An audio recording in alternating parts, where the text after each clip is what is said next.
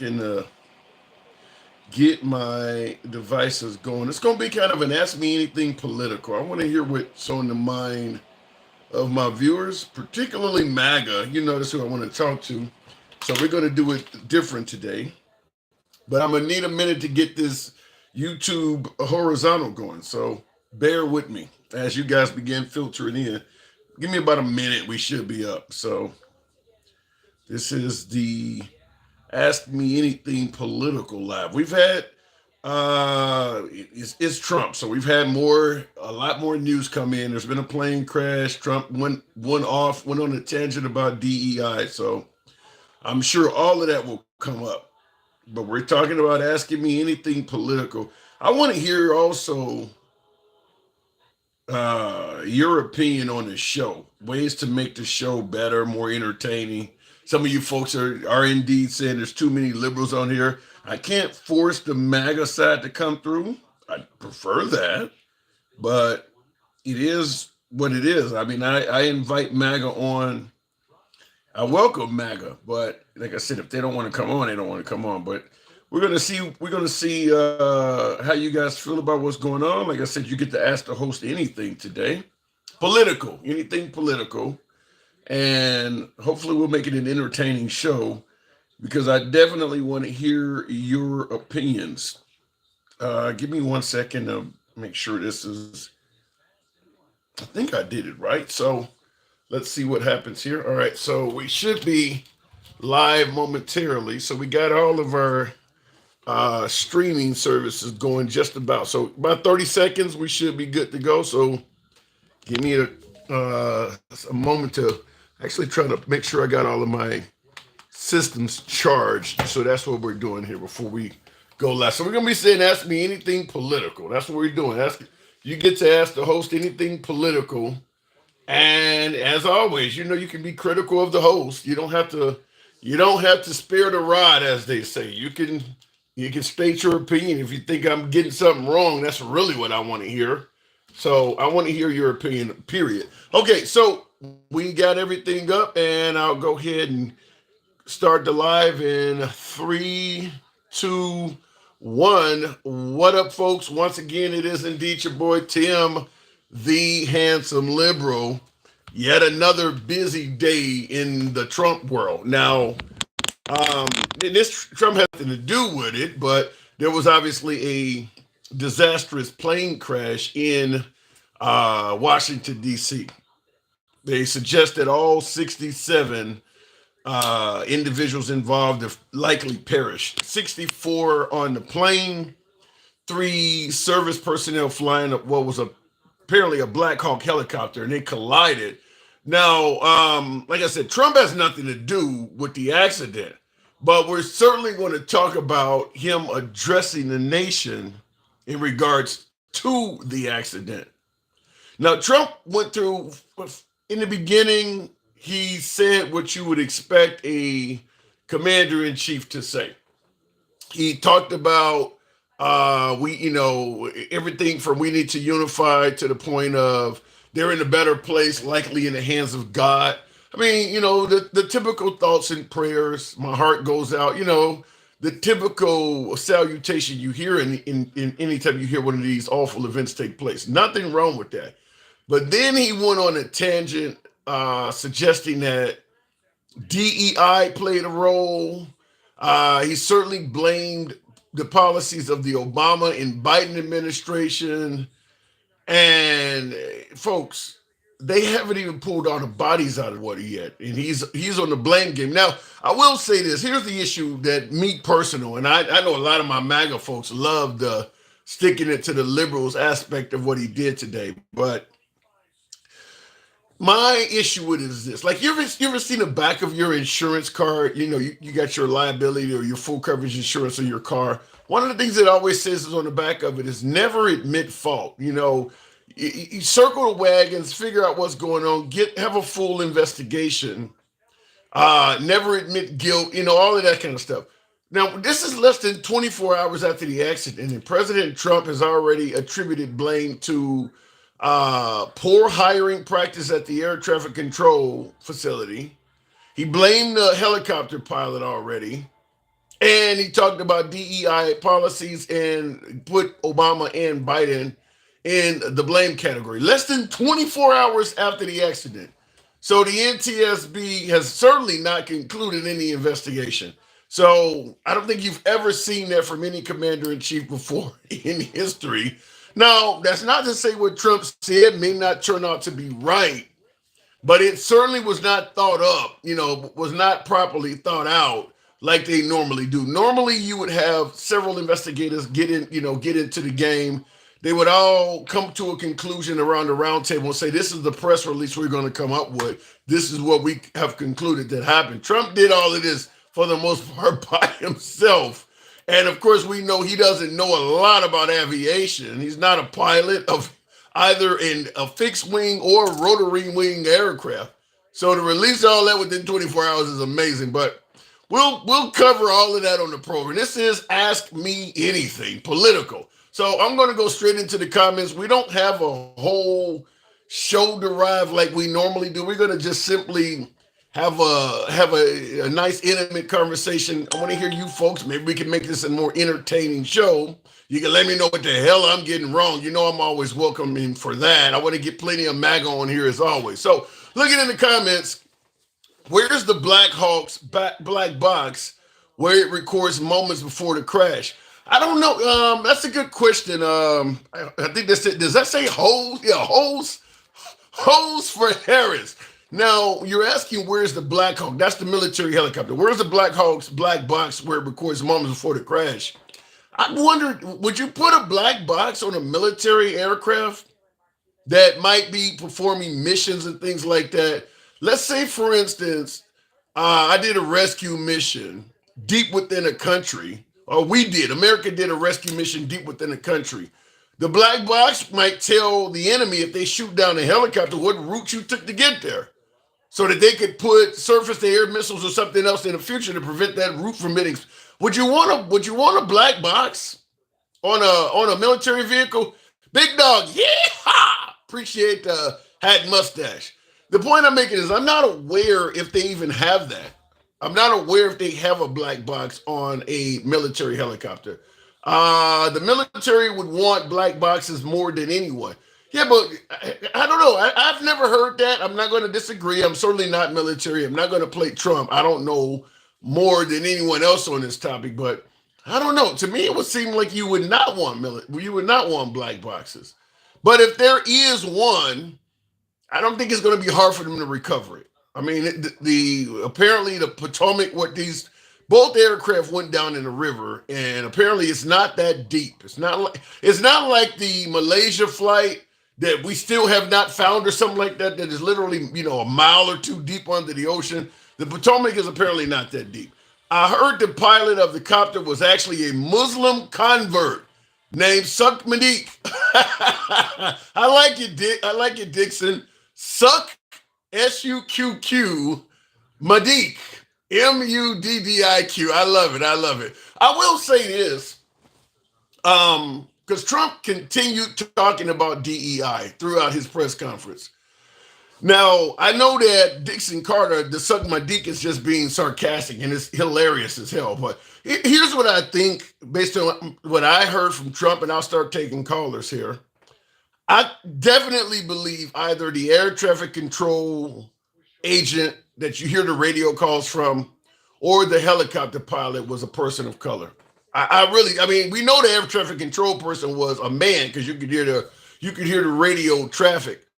But the pilot, I don't know if there's any radio recordings they've released yet, but Trump said DEI so much. My guess is that the pilot or air traffic control or a combination of both is a person of color, because you don't generally hear DEI used in reference to a white male.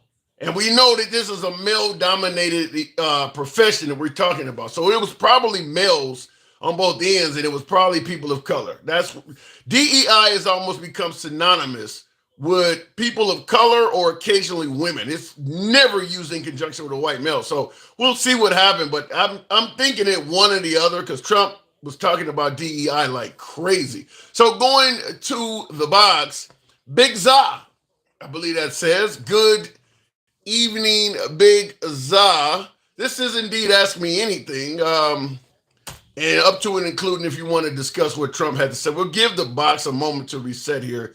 Big Za, I tried to bring him up. I don't know what's going on there, but we'll give it a moment and I'll read a comment while that's making it. Can you help a white man get an ebony queen? You telling me there is a white man out there whose game is so poor he needs to ask a brother for help?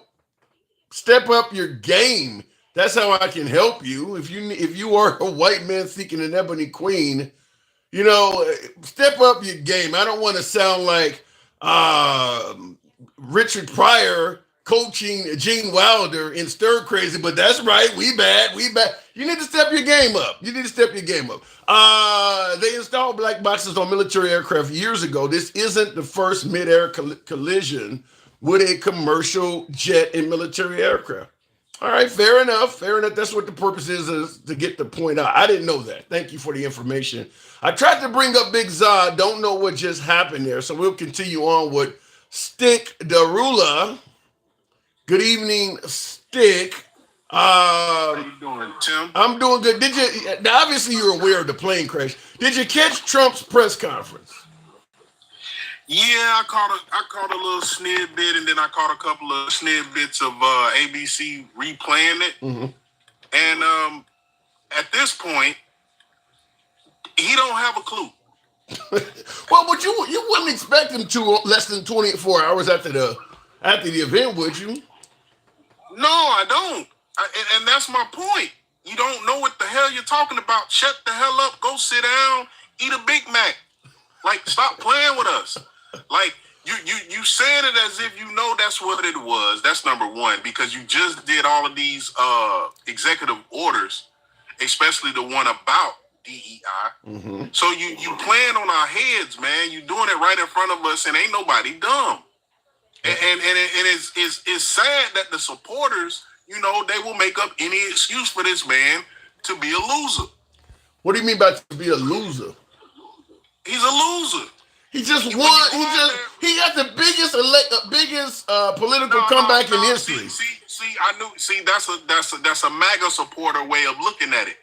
But when you're a loser, no matter what you say, you're being side-eyed, you're being looked at as a dumbass, and that's exactly what's happening, because he's talking without knowing what the fuck he's talking about. Excuse my language, but god damn. How could he be viewed as I'm curious, how could the man who just won every swing state be viewed as a loser, though? Because he is. He's not winning. There's no winning in people having to call you and tell you or Skype you or however they're doing it to reach you, because it's got to be internet involved. Mm-hmm. The only way to reach Trump. You can't never sit in front of him face to face and tell him. He won't believe you that way, but he will believe you online.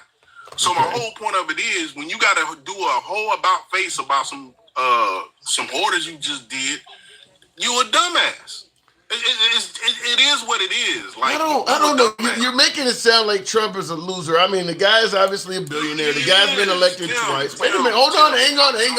Hold on. You can respond, but the guy's obviously a billionaire. He's run the presidency twice. He's defeated 91 original indictments. Where is the losing part?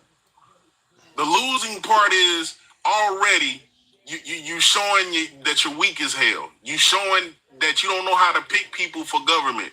You're showing that you would rather hire a quack in Robert F. Kennedy than you would hire somebody that's been doing it for years. Everybody that he's hiring is a DEI, but he's steadily going out and basically showing you that he feels anybody that's black in a high position is a DEI hire. Yeah. He's a goddamn loser. So you do see it, kind of what I mentioned. You see, when you hear the word DEI, you tend to think people of color. Yeah, because that's all he cares about. That's all he cares about when it comes to DEI, that nobody in the sense of being black or I don't even know, Indian maybe, or Mexican descent or Latino descent, you beneath them. The white sentiment is what he's looking for. Adolf Hitler was a brilliant man. He said a lot of good things. Like these are the stuff. This is the stuff that's spewing out of Well, this shit. loser's So mouth. Kanye West said that real quick in the comments. Williams says, doesn't Black Hawk helicopters have a heads-up display and radars with alarms for things around them? Well, yes, I believe so. But when you're in an airport, I mean, there's obviously going to be a whole lot of things around you moving. I don't know if you focus on the radar when you're first taking off in the middle of the nation's busiest airport. There's stuff moving all over the damn place. So I think in a case like that, you would take the advice of air traffic control. So you see this guy as a loser, but I don't know, Stick. I mean, I'm seeing the guy winning everywhere. How do you? Is there any? What is your biggest concern over the next 4 years? Listen. This is my thing, right? He did an executive order. You would probably say that's winning. But when your executive order immediately gets turned over by a judge, or you immediately have to come back and reevaluate what you said and how you did it and all of that good stuff, you're a loser, my friend. That's not winning. That's not winning. Winning is I won. Can't nobody say nothing about it. It is what it is. I'm gonna continue to move forward. That's winning. But didn't Biden? Hold on. Let me finish. When you got to go back and talk about the previous goddamn administration to try to prove that you ain't a loser, you a loser. Yeah, but your definition of how he is losing, where he tried to to pass an executive order and he got shot down by the courts. My question to you is, didn't that happen to Biden, Obama? I mean, that happens to most of them, don't it? Where they try to go over their power. Check this out. There's no difference in losing. It don't matter who you are. If you lost, you lost. If you won, you won. And in this case, he did not win because it got shot down. And he's going to continue to lose. He's going to continue to lose because he's doing things for the wrong reasons. He wants to bring the white sentiment back. He's let go 1,500 people that went to the Capitol and defecated and did this and did that, crashed windows, had people unalived in the sense of one of their own supporters because they was bashing the windows down and she crashed through it. However you want to put it, he's losing. Now, only people that's delusional thinks that he's winning. I don't listen. You hear me being critical of Trump all the. You hear me being critical of Trump all the time. In my opinion, I don't see the losing. I see this guy winning over and over again. Only thing he's winning on is the white sentiment. That's it. He's not winning on anything else. And right now, guess what? The Congress, the Senate, and any other government entity, he's looking to fill it with more white folks that are more thinking like him, and that's what he wants to do, and that's how he's moving, and he's showing it to you in your face. Okay, so when you say the only thing he's winning on is the white sentiment, how do you explain the fact that he won the Hispanic male vote? I don't think he won the. He won it. He won it. Not the Hispanic vote overall, but men. Okay. The Hispanic male vote. He won that. He got more than more than everybody else involved. Kamala Harris and any independent. Yes, he got more votes from the Hispanic males than any other candidate. And this is what I'll give you with that, right? They feel like they're conservatives. They feel like they're people who believe in Christianity / they're Catholics, right? So in their faith, Biden is a Catholic. Yeah, I get it. But Biden ain't doing what Trump is doing, which is number one, lying. Winning. No. He already won. See, this is the thing. We fail to forget. Trump was already fired once. Why does people forget that he's been fired already? Because he's back on the job. Because he's back on the job, happily working. I get it, but it was the setup. I'm gonna tell you what's gonna happen under Biden's presidency by doing this shit first, messing it all up. So when he inherits it, either I win and I get y'all out of it because I can do a couple of things, or he's gonna win and he's gonna inherit a terrible presidency in the sense of how things were when he got it. The difference between what he thought was going to happen and what happened was he wished bad on the economy. It didn't happen. It changed around. He wished bad on basically not wanting to give overtime or not wanting to pay for overtime, not wanting to basically even increase minimum wage. He don't even want to talk about that. But Biden in his presidency ended up doing those two important things that we fail to forget. Minimum wage, minimum wage, and he got the economy under control in the sense of you didn't want to admit it because you was tired. The voters don't, but the voters don't agree with you. The voters do not agree with you. Even a lot of Democrats don't agree with you. Hey, this is the only thing I can tell them. When you hear all day, every day, your life is shit, and that's all we heard from Trump. That it's bad, it's bad, it's bad. Even though he didn't feel a thing, he didn't feel anything. It worked. He just heard something and ran with it, like a lot of the Trumpers do. They hear something and run with it, and then it becomes a talking point. So at the end of the day, it's weird to me that I'm going on trips. I'm making more money than I made under Trump. I have more things than I had up under Trump and during Trump. So it's astonishing to me that people don't see it. But at the end of the day, it is what it is. You don't see it. But guess what I do know? What? No matter how this election turns out, and I've told you, Handsome, I ain't helping you. I'm going to be fine. I'm black. I've been surviving. And that's what it is. So for those who don't know how to survive, you're on your own. All right. Gloria Gaynor, I will survive. Appreciate you coming through. I got to move it on, Stick. Yes, sir. Thank you. Have a good one. You too. Now, my last caller suggested Trump is a loser. Like I said, I don't see it. Maybe some of you folks can help me out. This is the Ask Me Anything show we're doing today. And I see in the comments, Bandito also agrees. Trump and his false promises. Bandito says Trump is a loser. I'm not seeing it. I mean, look, if the way I see it, the guy is winning over and over again. Somebody help me out. Let me know what I am missing, because I'm not seeing the guy losing like that. But let me continue on with the show. I don't know what I just hit there. By the way, tap the screen, get the likes up to about 10,000. We can make that happen. We don't block, ban, or censor. You know how the program is ran. We always have been MAGA friendly. In regards to the Ask Me Anything, so I want to also let you guys know, I was trying to bring the picture up while I was talking to my last caller, but my machine is doing its own thing at a snail's pace. Now, this is maybe something you've heard, maybe not, and certainly if you watch right-wing media, you absolutely have not heard about this. Yet another one of Trump's pardons has went on to commit more fairly bad crimes. Emily, I think her name is Emily Hernandez. She's 25.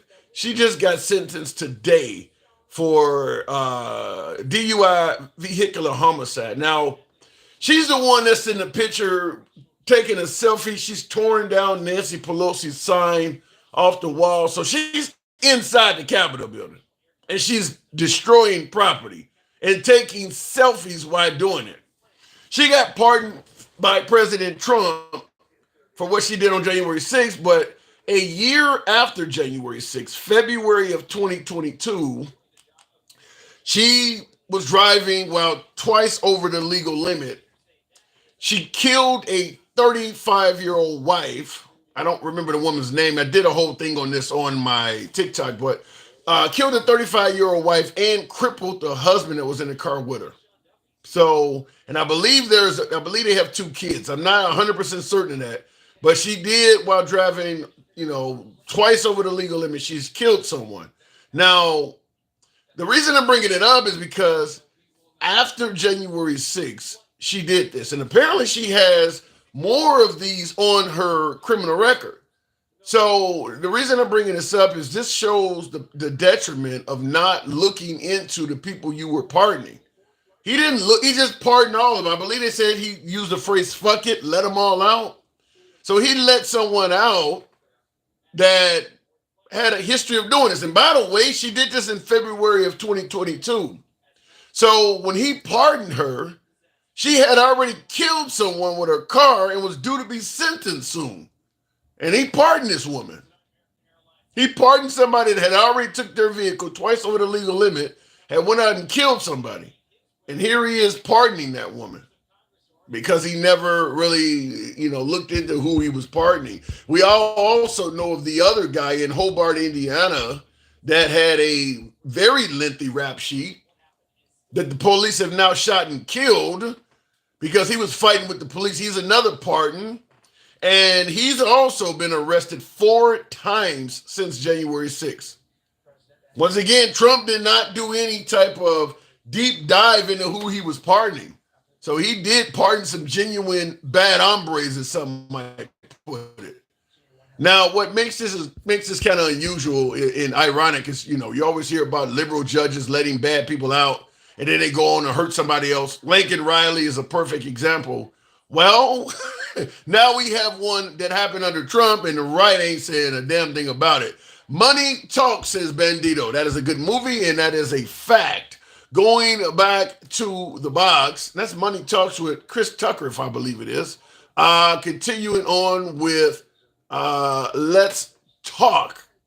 Good evening. Welcome to the program, Let's Talk. Now, this is, like I said, ask me anything political. We're trying to make for an entertaining show. We'll definitely do that as the questions come in. But let's talk. Did you see the press conference today? I did.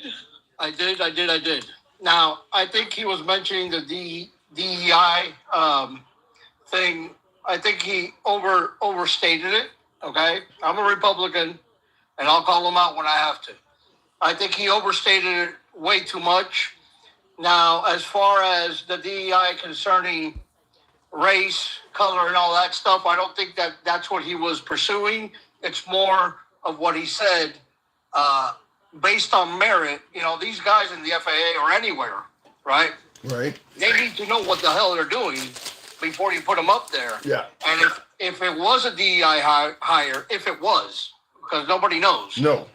If it was because of the diversity or whatever, then maybe that person wasn't ready for that position, because that's one of the most stressful jobs there are. It is in indeed. the country. I mean, you got to be at a mental level. In my belief, your mental level has to be out there. You can't freak out. You can't flip your switch and just go crazy, because you're going to kill a bunch of other people. The FAA is a big thing. Yeah, I want to ask you something about the whole DEI before we get into that. The Blue Baron, appreciate the support, says, why would Trump pardon these things?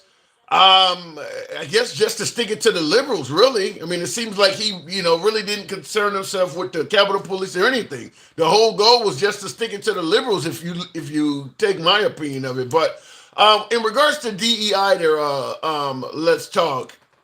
Do you believe rolling back, when we're talking about women occasionally, or people of color, black, Hispanic, I guess Muslim or LGBT or whatever, do you believe that rolling back affirmative action, rolling back DEI policies would be beneficial to women and people of color? I don't believe that. But I think he did it, and I think this is the reason he did it, to put it into the court. He knew he was going to get sued. He knows he can't change an amendment. He knows he can't do any of that, right? Because he doesn't have that power. The only people that have power to change anything is Congress and the House of Representatives. Right. It has to go through its steps. What he did, I think the reason he did it, again, I'm not in the White House, I don't know, but I'm going to assume the reason he did it was to put that in the courts. Because it was already challenged 19 times, right? There's 19 court cases right now. So I think he just wanted to put it in the courts to not have to go through the whole process of the legislative, the Congress. Well, but blah, blah, blah. you know why that likely is, right? No. Many might suggest that the courts, particularly at the top with the SCOTUS, is going to be favorable to him. Yeah, but I believe the SCOTUSes are partial to him in some cases, but I don't really think that they're actually going to go against the Constitution, against any amendment, because whatever party they're at, they're not gonna put that black eye on the SCOTUS. They're not gonna do it. Well, they gave him immunity. The black eye is already there. When you look at Clarence Thomas and you got his wife contacting the Trump administration during the whole stop the steal thing, you got Alito flying flags upside down at his house claiming he didn't know the flag outside was upside down. I think the scar is already there. Again, and what people do on their personal side, like Alito, look, I know he's up there, but it's shit that's gonna happen, and people are gonna find it, and they know better than to do stupid shit. Wait. His wife is literally working with the Trump campaign. I understand. Now that I don't agree with. Okay. Again, I'm not that MAGA guy that's excuses. No. If he fucked up, and I'll call him out on it if I had the chance. Right. And but we gotta look at the whole picture, Tim. The whole picture, right? Yes, this happened, but what didn't happen? It's January 6th. I'm on the fence on if he actually started it or not. Hold on. Just in regards to that, whether he started it or not, we could debate that all day long. But the question is, why did it happen? Because where's the evidence for where's the evidence to suggest they came out to the Capitol building on January 6th for a legitimate cause? He's now in the presidency. He controls all the mechanisms of government. Is he not obligated to prove that what he said that led to folks coming to D.C. on January 6th, is he not obligated to prove that he was telling the truth? But how do you do that how do you tell anything to the media in this country, which if he farts in the forest, now he'll be an arsonist because the damn forest burned down. That's the way they perceive things. So if he says, it ain't gotta it ain't just gotta be the media. It can be the citizens ourselves. I mean, you said you won by a landslide. Something had to make you say that. Where's the evidence? What did you see to make you think you won by a landslide? Should he not show the people that? I think to close the door on that, to completely close the door, everybody should come clean. Because it doesn't matter now whether it was a stolen election or whether it was truthfully Biden's. It doesn't matter now. 2020 passed. We're in 2025. Well, but you mentioned a stain on his presidency. If you leave that open with no proof, it will matter in terms of his legacy. Right. And I personally don't think he actually cares about his legacy, to be honest, because he throws some shit out there. He throws shit out there to stick on the wall, and if it sticks, it sticks. It's Trump. It's not. Is it possible that what he said about the election qualifies as that shit he threw on the wall open and stick? What he said about the election, I mean, there's 61 judges that told him, hey, listen, there's nothing here, right? So he kept it going. He's Trump. Trump will never stop fighting. Yeah, but the reason why I'm bringing that up, because it's like yelling fire in a crowded theater. If I yell fire in a crowded theater and people are trying to get out of the theater to prevent from getting burned and somebody gets stampeded to death, I'm at fault for that because I made up something. Ashley Babbitt lost her life because of what he said. So, I mean, do we sweep that under the rug? But you got to prove that because of what he said, these idiots went out and did that. They wouldn't. You think all of them folks would have came there? If Trump just said, look, I lost, you think they would all came to D.C. anyway? Well, I think he was doing the rally, right? He did the rally. The people came. He didn't do a rally. No, he didn't do it. When he, on January 6th, that was not a rally. That was a whole mantra of why the election was stolen, how you need to fight for your country. Let's have trial by combat. I mean, no, that was not a rally. That was accusing them of taking the election. Okay, so because I heard most of it. I never heard him say, go over there and burn down the Capitol. I didn't hear that. If truly, if they really, really wanted to do an insurrection, they would probably have taken the Capitol over, and it would have been over. Because at that point, if you're really going to do it, let's be honest, you're going to take a lot of pew-pews, and you're going to just start eliminating anything. Yeah. And I'm not arguing whether it was or what it was, whether it was insurrection or not. My only point is, my only point is those people in that large crowd would not have been there if he didn't say he won the election by a landslide and it was stolen from him. That's the only reason. Because Steve Bannon is the one that said, come to D.C. is going to be wild and all of that. The whole purpose was to stop the steal. So if nothing was stolen, I mean, that's his legacy, right? We already knew Pence wasn't going to do what they wanted him to do.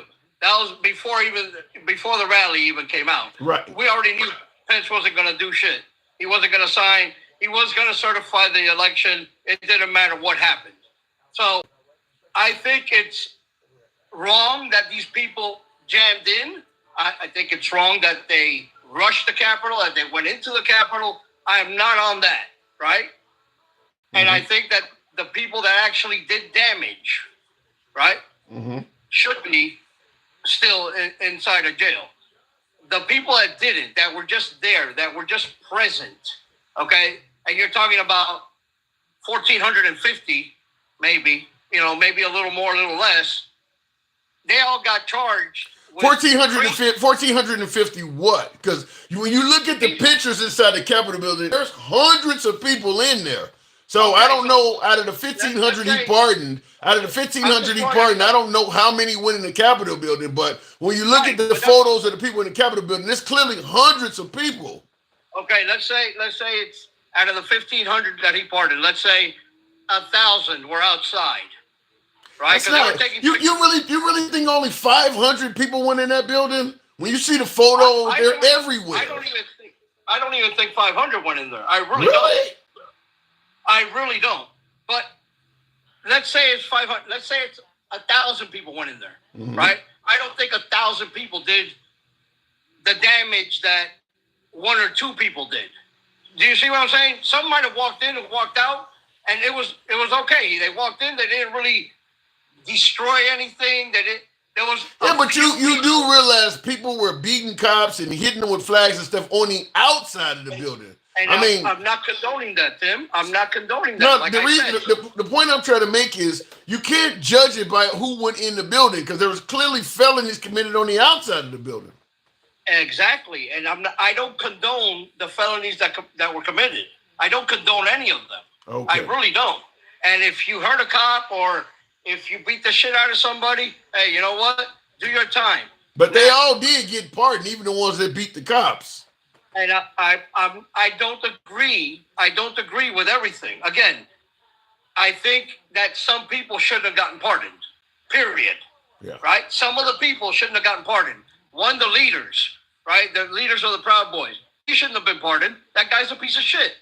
Period. No, hey, look, I voted for Trump. I stand by him, but I'll say it like it is. That guy was a piece of shit. The other guy from Oath Keepers. The Oath Keepers, I call them the goat fuckers, but those guys, that leader, he should fucking burn in hell. Damn. I agree.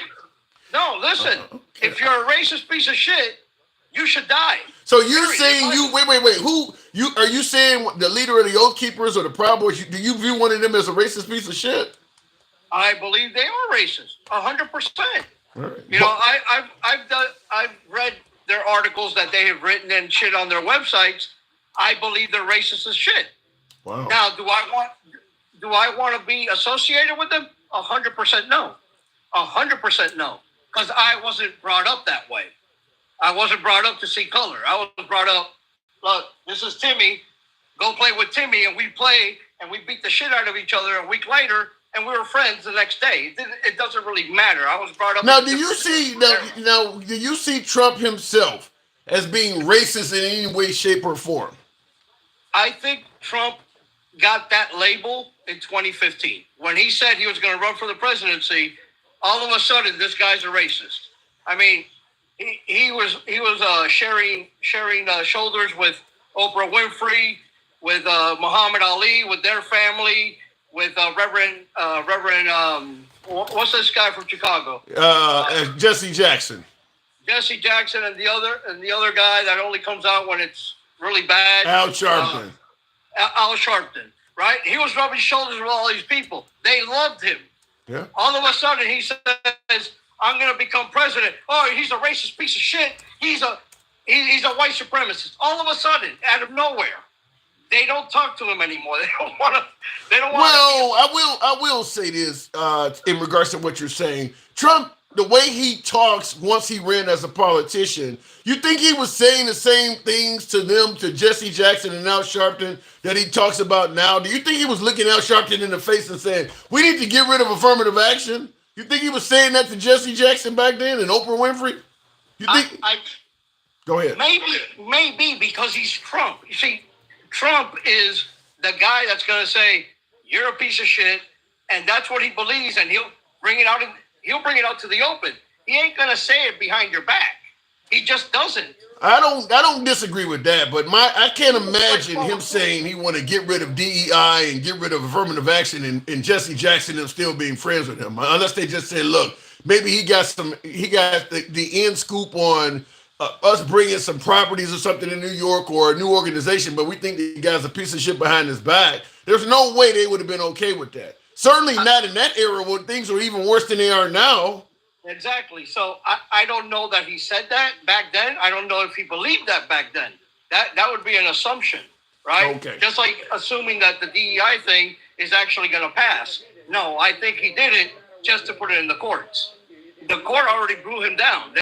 19 different courts said, hey, dude, you're nuts. Yeah. Okay, but before I move it on from you, I want to play some. I've played this many times for other viewers because you mentioned how before Trump ran for office, nobody was calling him a racist or anything like that. I want to play this clip. I've played it for many other folks. I don't think you've seen it before. And I see in the comments, Bandito disagrees with you. He says Trump is a racist. I want you to hear this.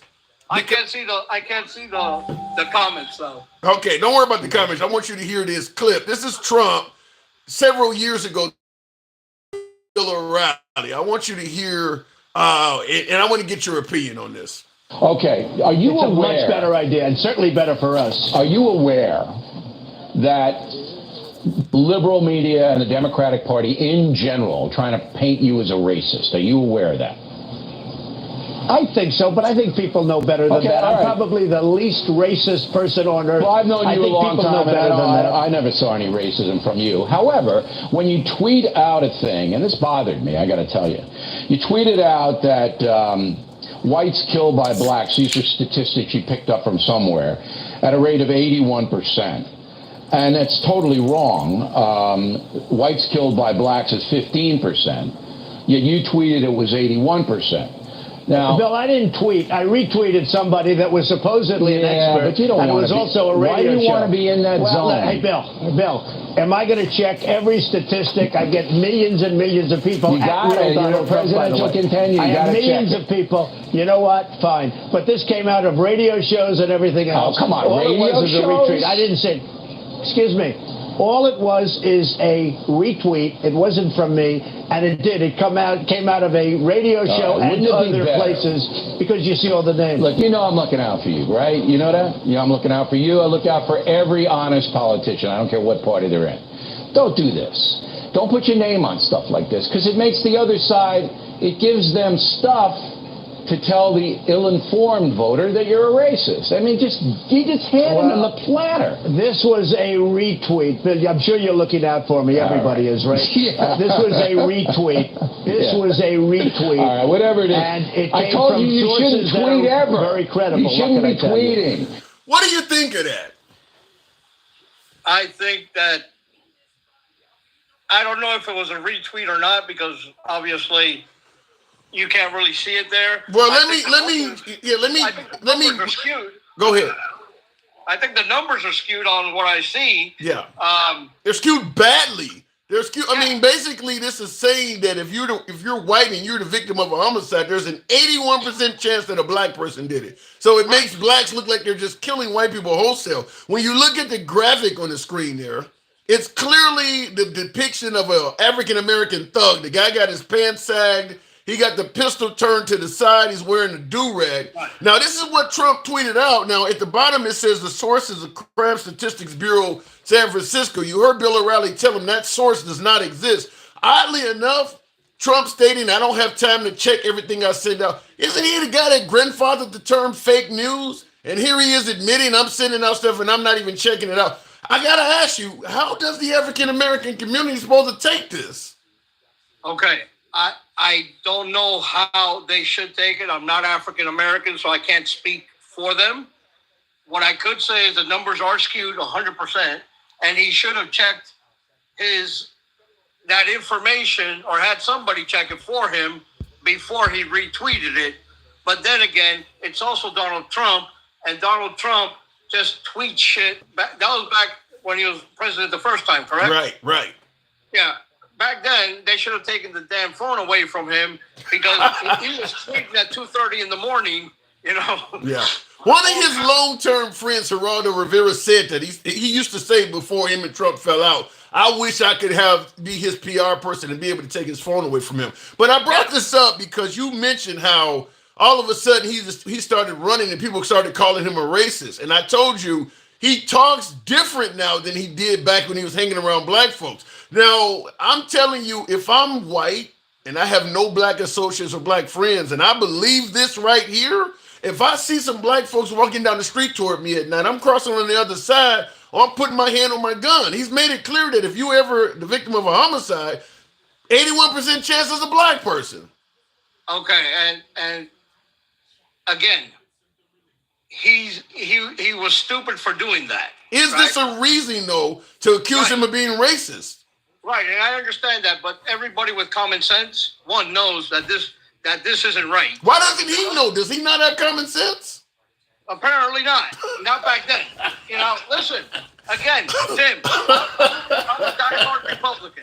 Listen, Tim, I'm a diehard Republican. Okay. I will die voting Republican. I will never vote Democrat. But when the shit is shit, I'm going to say it's shit. I'm not going to say, oh, look, it's a nice hot dog. Fuck that. All right. I like that. I like how you put that. But I just wanted to run this by you because everybody always say, he never did anything racist. Why would anybody think he's racist? This right here could certainly lead to folks, like I said, if I'm white, I don't want to be around anybody black if they killing people like that. I wouldn't want to be around anybody. Right. But again, I also think that everybody, I'm not race or this or that, every human should look at everything and say, hey, look, that isn't true. Number one, they would know, right? He should have known. I'm not giving excuses for him. He should have known. His PR person should have known. He shouldn't have tweeted that. But that was Donald Trump, 2016 probably, tweeting everything and everything. He ate a Big Mac, he tweeted it. But also, before I let you go, another question I would have to ask is, in addition to this being wrong, even if it was right, what would be the purpose of telling white people that blacks are killing you wholesale? What would even be the purpose of sending this out? There is no purpose, Tim. It's Trump. What about it? What if the purpose was to make black people look bad? What if you didn't like black people? No, listen. Trump might be a lot of things, right? But Trump also helped a lot of black businesses with a lot of money that it's not reported, but it's there, where he would give people loans and say, you want to start a small business? Go for it. Here's the money. And when they come back to pay him, he'd say, keep that, continue your business. But nobody talks about that. But that goes back to what I just said to you about when he was hanging around Oprah and Jesse Jackson. He was a different guy. When he was helping black businesses, he wasn't sending stuff out like this. This is a different guy. People can change. Stupidity is bliss. Everybody can be stupid at some point in life, right? Everybody does it. That's a fact. That's a fact. You can say something stupid on the air right now while we're talking, and you didn't mean to or whatever, but you said it. So everybody's going to ride your coattails and bring you down because of it. And it's understandable. Look, I know the numbers ain't right? As a normal. What do you mean by the numbers ain't right? Those numbers that you just showed me are well, yeah. Let me ask you, should he have apologized? That I do believe. He did. That I do believe. Right, he did it. But again, we're talking about a guy that just he is who he is. He's very transparent. I agree with him being he is who he is, but what I'm saying is you gotta expect folks to have some sort of reaction to what he's doing. I mean, that doesn't say I love black people, come hug me. Before I gotta move on, but I'll give you a chance to respond. This is a few seconds here, 16 seconds. I want you to hear this because this also is something he tweeted out. Where's your white hood? Where's your white hood? Racist. White power. There you go. White. Any idea why he would be tweeting out videos with people yelling white power? I have no damn clue. I really don't. I'm just letting you know the comments toward Trump come from come from something. Right. And again, I don't know why he does the stupid things he does.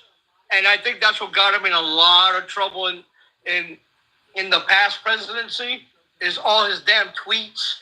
Everything was scrutinized to the nth degree. He shouldn't have done it 100%. So let me ask you this, regardless of whether you think you don't think he's racist, I get that. But can you understand seeing what's coming from him, why people are saying that? I don't know why anybody would do that stupidity of white power. Listen, there ain't white power. There might be 5%, maybe less of real. I understand all that. I'm not disagreeing with you. I'm just trying to figure out why would a presidential contender send out from his account? I have no clue, my brother. Right. There is no answer to that. Stupidity is bliss. Again, right. If you're stupid, you're stupid. And he was. I would always tell everybody, if he stops tweeting, he'll be a better president. Fair enough. I got to move it on, but before you ever heard of the phrase "look like a duck, walks like a duck"? 100%. All right. But I still don't think he's racist. I don't want to think he is either, but he seems to have a lot of the parts that would come in the kits.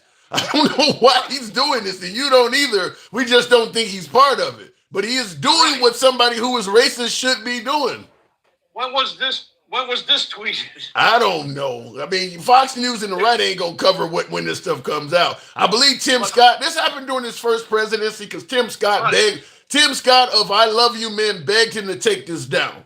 And he claims he never heard the person yelling white power. I don't know. I gotta go. Appreciate you coming through. Right, brother. You too. Thank you. Pleasure, man. Always, man. Always. My door's always open to you. Thank you. All right, moving on with the program. The one and only Will says Trump and MAGA ain't shit. Wow. One of Trump's first things he did in office was fire people from the FAA. There is a flight ops shortage, and the spending freeze and employees buyout extends to the FAA. And that is true. And that's been all over the news today, is that they don't have a head of the FAA. Apparently, the head of the FAA was holding Elon Musk accountable for something going on with Starlink and suggesting he needs to be fined for something that was going on with Starlink, leading Elon Musk to demand that the head of the FAA resign and started targeting him. I guess the head of the FAA kind of knew that fix was in. I mean, Trump is not going to go against Elon and stick with the FAA. He doesn't even know the guy. So the guy probably realized it and he stepped down. So there is currently no head of the FAA. I think there's no head of the Coast Guard either. And they were involved in the plane crash last night. So there's a lot of our organizations do not have heads right now. Wow. Will G says, I bet Trump won't put I bet Trump won't put who those pilots were. I don't know about that because he's talking about DEI so much. My analysis, before I go to the next caller, I personally believe either the air traffic controller or one or the other, or the pilot of the Black Hawk are people of color. Because he said DEI way too much. There is somebody of color involved in this. Because he kept saying DEI over and over again. You can hear now DEI is also used in conjunction with women, but you could hear the radio traffic from the ATC. So we know that's a man. And I'm just going to assume, I could be wrong, so I'm making it clear. This is an assumption. This could be misinformation, but I'm going to assume the pilot of the Black Hawk was a man also. Heavily male-dominated profession. So when he's talking about DEI, it's usually going to be a person of color. So my guess is either the Black Hawk pilot or the air traffic control person was a person of color, or a possibility both. And you will find out. You will find out, I believe. Because Trump ain't going to hold that. He's going to tell you, what the fuck did DEI have to do with this catastrophe? Well, he believes that people are getting jobs for which they have no merit, and they're there solely because either their skin color or they happen to be a female. That's why he's talking about DEI. Just like Kamala Harris. You heard nothing but folks saying that Kamala Harris did not have the merit. She was a DEI hire. Same thing with the black female that was appointed to the Supreme Court by Joe Biden. DEI hire. It's usually in reference to somebody of color and occasionally a woman. But DEI equals person of color is starting to almost become synonymous. Let me get back to the box. Will G says Trump added $8 trillion to the deficit, and now he wants to be a deficit hawk. Get the fuck out of here. Well, yeah, Trump didn't lower the deficit, but the things he is doing are gonna require so much money. I can see why he's cutting spending everywhere. I mean, just to deport millions of people is not going to be cheap. Building hundreds of miles of wall is not going to be cheap. Flying deportees back. I mean, all that shit's going to cost a ton of money.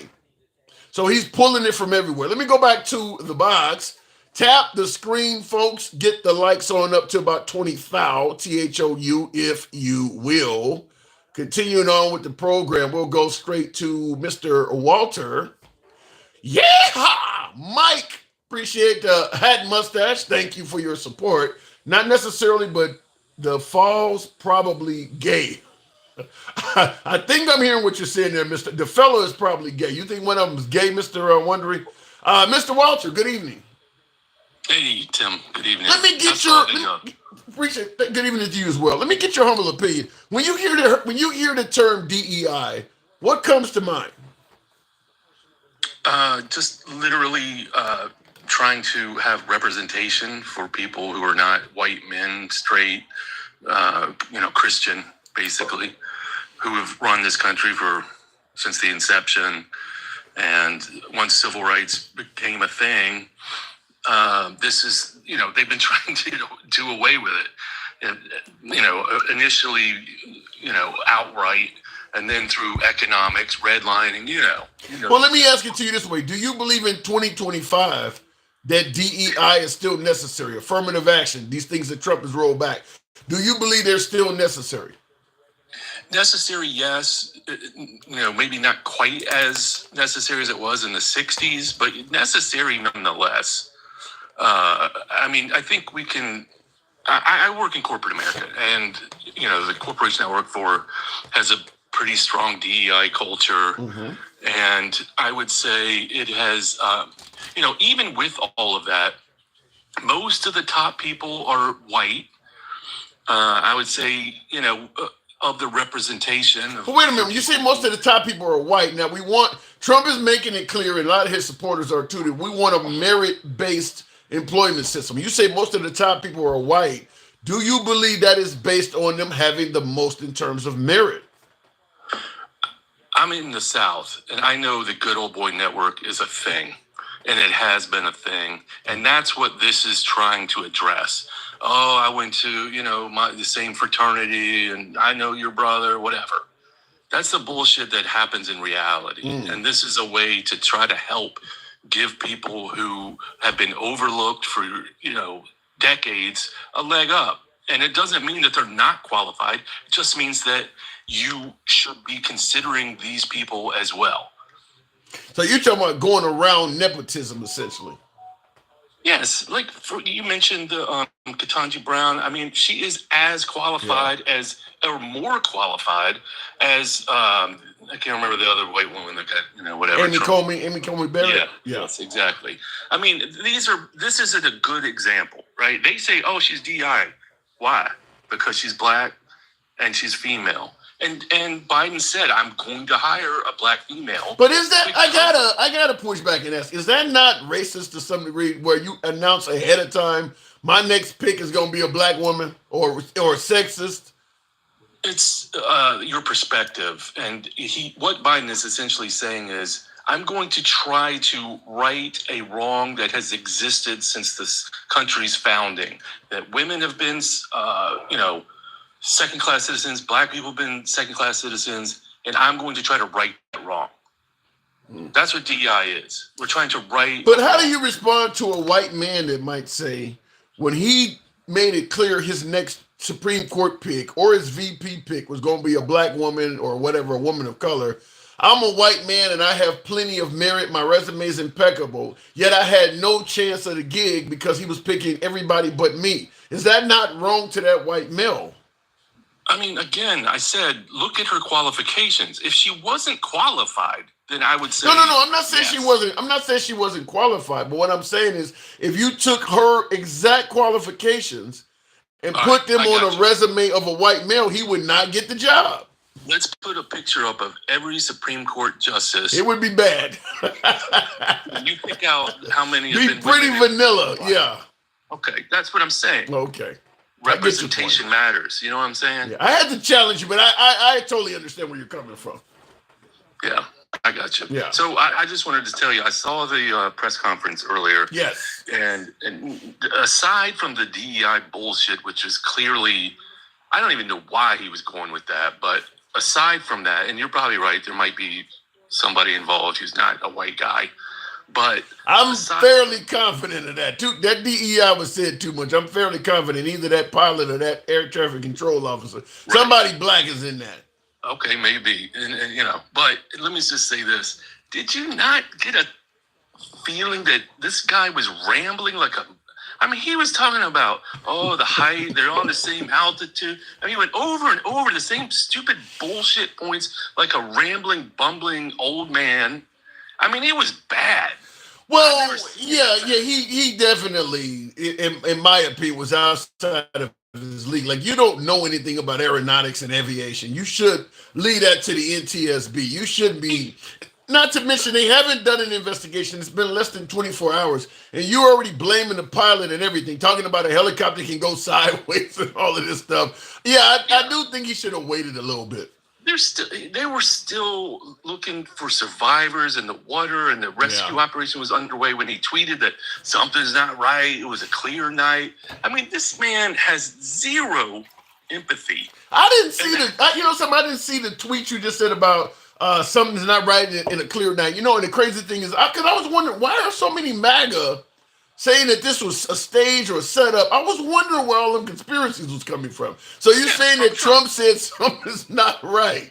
Yes, he was fanning these conspiracy theories last night while they're still looking for kids in the water. I was wondering, why are so many people saying this was a stage or it was a setup? I didn't see his tweet or his truth or whatever. So I guess that's where it was coming from. Because I'm like, this is still a developing story. Why are so many people confident that this was a setup? So I guess he was fueling that. It's Trump, and obviously Elon is flaming it all over X. It's fucking disgusting, man. Honestly, I was hoping, he might rise to the occasion. I don't know why the fuck I was thinking that, but I was hoping it wasn't going to be bad. But this guy, I mean, his first week has been nothing but a fucking shit show. Unqualified people. People love his first, but you got to give him credit for at least being transparent, even if you don't like what he's saying. The fact that he's talked to the camera more in the last week than Biden did in 6 months. I agree with that, but that's his fucking thing. He loves it. That's what he fucking feeds on. I think America loves it. I think America kind of loves it. During this national tragedy, fucking, kids and young people in the water and, all of that. And he's blaming Biden and Obama. I don't know why Obama. I'm like, damn, you going to bring him up? Dude been out of office for 10 years. Yeah, I don't know why Obama came up. This man is the most unpresidential person. Everything is a personal slight against him, his ego. And it's going to be fucking awful the next 4 years. That's all I got to say. That's frightening. That's frightening. All right, Mr. Walter. Man, you scared. Yeah, man. I hope you're wrong. I hope you're wrong, though. Just wait till the immunity shit comes out. It's coming. All right, Walter. You got to come with some good news next time. Appreciate it. All right, moving on with the program. I did want to respond to Johnny Robinson. Thank you for the super chat. Appreciate your support. All those people who voted for Trump because they thought that him ending DEI affirmative action and so-called being woke would only hurt black people. They found out the hard way. That is sounding like the definition of fuck around and find out. And it's only been 7-8 days, so it's hard to really say he really hasn't done that much destruction yet. He's only been around. He hasn't been in office for 2 weeks yet. It feels like about 6 months, does it not? But he hasn't been in office that long, so I can't say he's torn everything apart. But fact is, rolling back DEI and affirmative action will hurt more people than some people realized. It will hurt more people. It will. There's no denying. I personally think that rolling back affirmative action and DEI will not be beneficial to people of color or women. Now, I know some folks, look, I want to have a merit-based system, so be it, and so forth. I tend to look at why those systems were put in place to begin with, and I have a hard time believing that if I take the locks off my door, no one will break in the house. In other words, if we take away these security measures, we will not go back to the time where they were necessary. I would not doubt if there's a few folks that are still alive from that era. So, there's a reason why we had DEI. There's a reason why we had affirmative action. Is the reason why this stuff came to be impossible to come back? I don't know. I don't know if I feel comfortable about it. I would have been more willing to entertain. Let's review these policies and make sure people are not being hurt that should not be hurt. Predominantly white males. White males are saying that people are getting, well, some Asians too, some Asian folks are also saying that they have the merit, and minorities and women are getting promoted or getting put in positions that they may be more qualified for. So I would been more willing to entertain. Let's review, see if there's anybody being hurt in any type of positions, and then you can come up with some kind of conclusion. But to just get rid of it, I'm not sure we're there yet. I'm not sure of that. Creed is Trump's knob jockey, says J Aviation. So I'm assuming you're not a big fan of Creed. Creed says, and waffles are in the alphabet community only every third Friday when their wives go to, I don't know what you're talking about. Everybody wants to be a DEI, but nobody wants to be a DEI. Don't know what that means. Continuing on with the program, though. I'm going to ask that you guys tap the screen. Can we get up to 30,000? Feel free to tap the screen, get the likes on up. Let your thumbs not be lazy. I haven't given the typical spiel of the program. We remain MAGA friendly. Always has been, always will be. We don't block, ban, or censor anyone. So you can be critical of the host, anybody else on the program. The program, in addition to talking about the plane crash and what has come out of Trump for the last 10 days or so, it is an Ask Me Anything in terms of politics to make a more entertaining program. So when you're in the comment section, if you want to ask a political question to the host, to get my flavor on something or criticize it on anything, feel free to do so. This is literally the best stream out there. Wow, says Mr. Wondering. Appreciate that.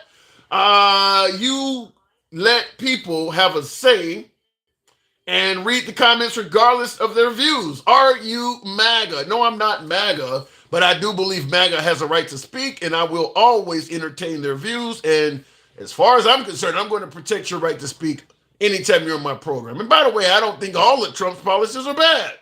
I get criticized from the left for saying that, but thank you. Appreciate that. Mr. Wondering. Every time I see your name, I think of Mr. Wonderful from Shark Tank.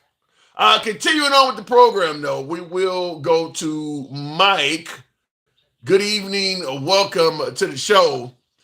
Rolling back DEI and affirmative action. I'm sure you got an opinion on that. I always have an opinion, but just All right, can you hear me? Loud and clear. Can you hear me? Yeah. Okay. Just so I didn't know if you knew that you put your comments were on sub only. Just so you know. Oh, I have to fix it. Go ahead. Yeah. Okay. So yeah. Listen, Tim. It's really hard to listen to white team men complain about DEI as if somehow qualified people are getting these jobs. They're not getting the jobs over them. Let's just be clear.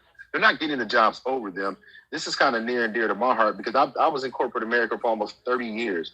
I've seen the disparity in offices, right? I've seen where you didn't have, I worked for a company, they had no minorities in the 92-year history that I was at the company before I was elevated to executive management. 92 years. So, and again, somebody will say that's anecdotal, but that's everywhere. That's everywhere. We can talk about the disparities for women as well, from any industry on the planet in this country. So no, when I hear complaints about, well, this person got the job over me, they didn't get the job over you. It's a company trying to level the playing field. It's a DEI is the diversity. Hello, diversity, equity, and inclusion. I don't understand why we've allowed it to be demonized, but that's what happened. But this tells you, I told you, morals, integrity, character, and ethics. My first slide with you, I said that, and I've said it several times. What he just did to have that press conference, and again, he's not showing any respect for the families. Once again, and it's indefensible. I want to interrupt you. By the way, Mike the Sailor, yeah, appreciate the hat mustache. Thank you. I was thinking this. I'm watching this because he's blaming the Black Hawk pilot. Like the parents ain't even got the body back yet, and you just accused their son or husband or father or uncle, whatever the hell this guy. You don't just accuse him of killing like almost 70 people. Like no investigation or anything.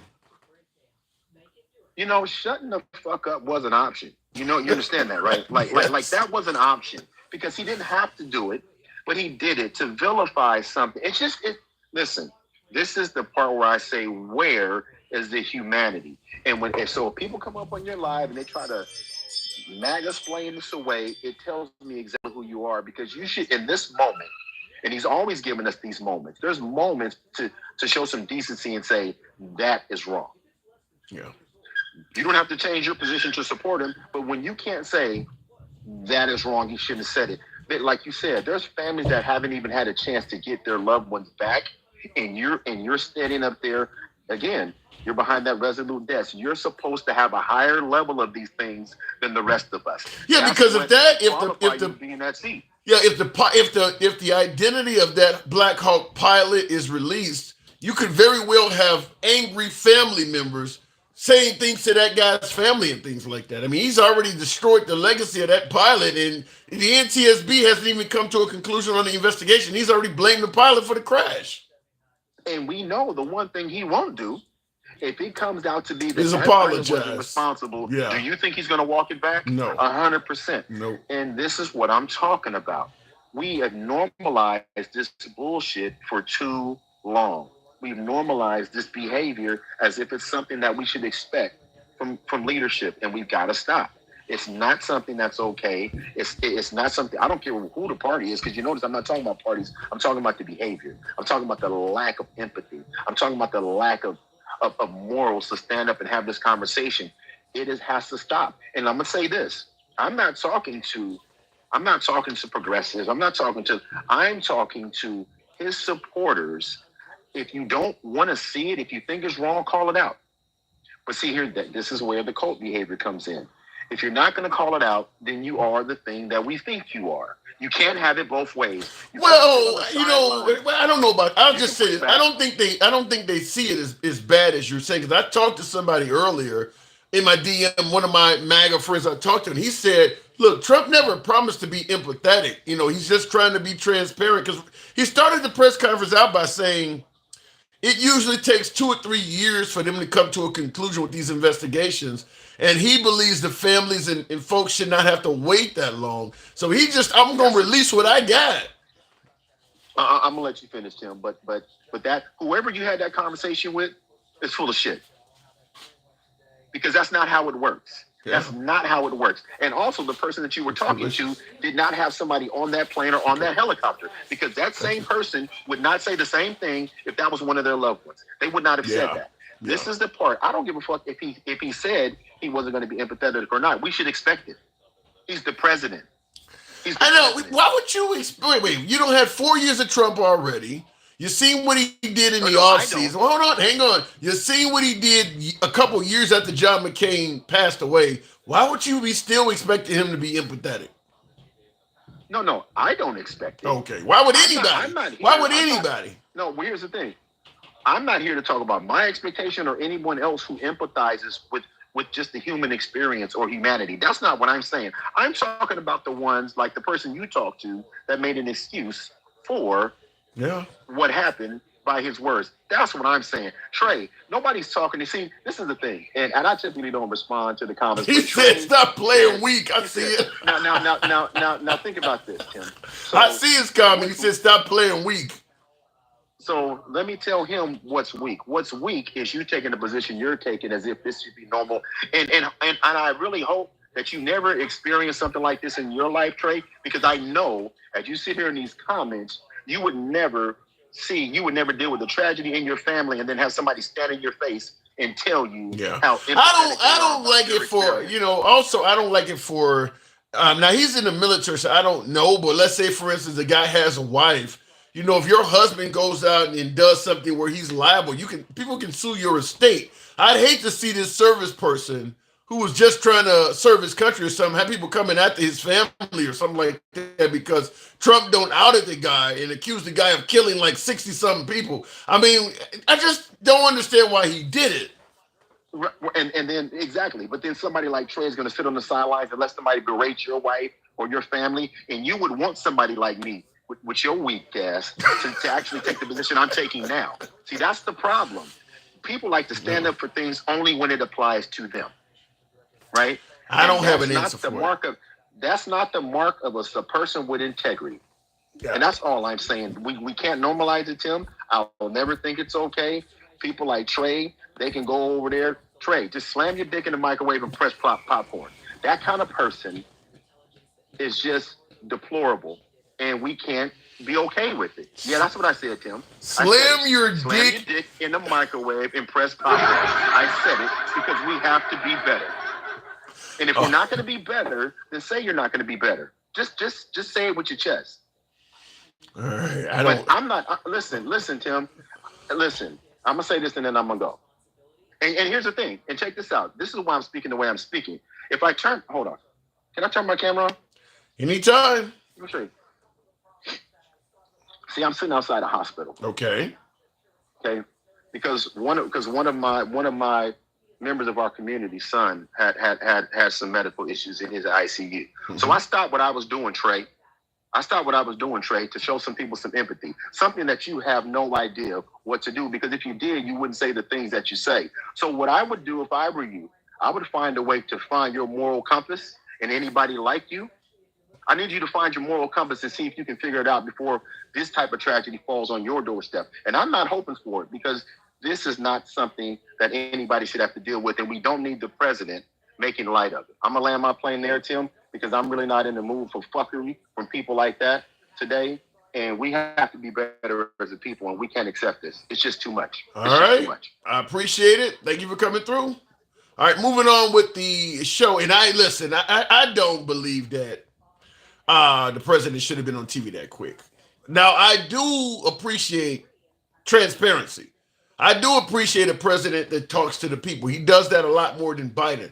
But I want you to actually know what you're talking about. I want it to be factual. Just talking loud and saying nothing or not speaking the truth is not valuable conversation. And the NTSB has not done an investigation. He said too much, in my opinion. He didn't say what looks like. He didn't use words like allegedly. I mean, he pretty much blamed the pilot. And indicated that DEI appointments has something to do with this. He said a bit much, in my opinion. Continuing on with the program, and like I said, you could put this man's family in danger. I mean, we're literally blaming it. What was it? 64 deaths on the plane.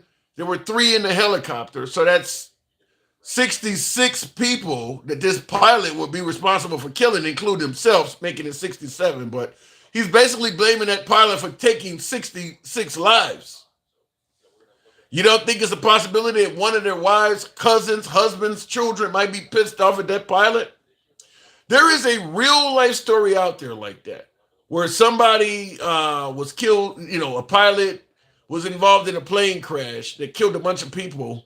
And one of the victims, if I'm correct, it was the father of a young kid that was killed in a plane crash. He found the pilot and killed him.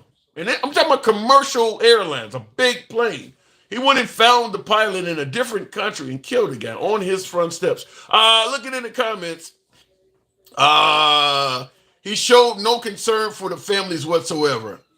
It's hard to counter that. It's hard to argue with. Can't pronounce the name. Cabra says impeach. He hasn't done anything to impeach. You can't impeach him. That's what already has got the liberals in so much trouble, is overdoing it.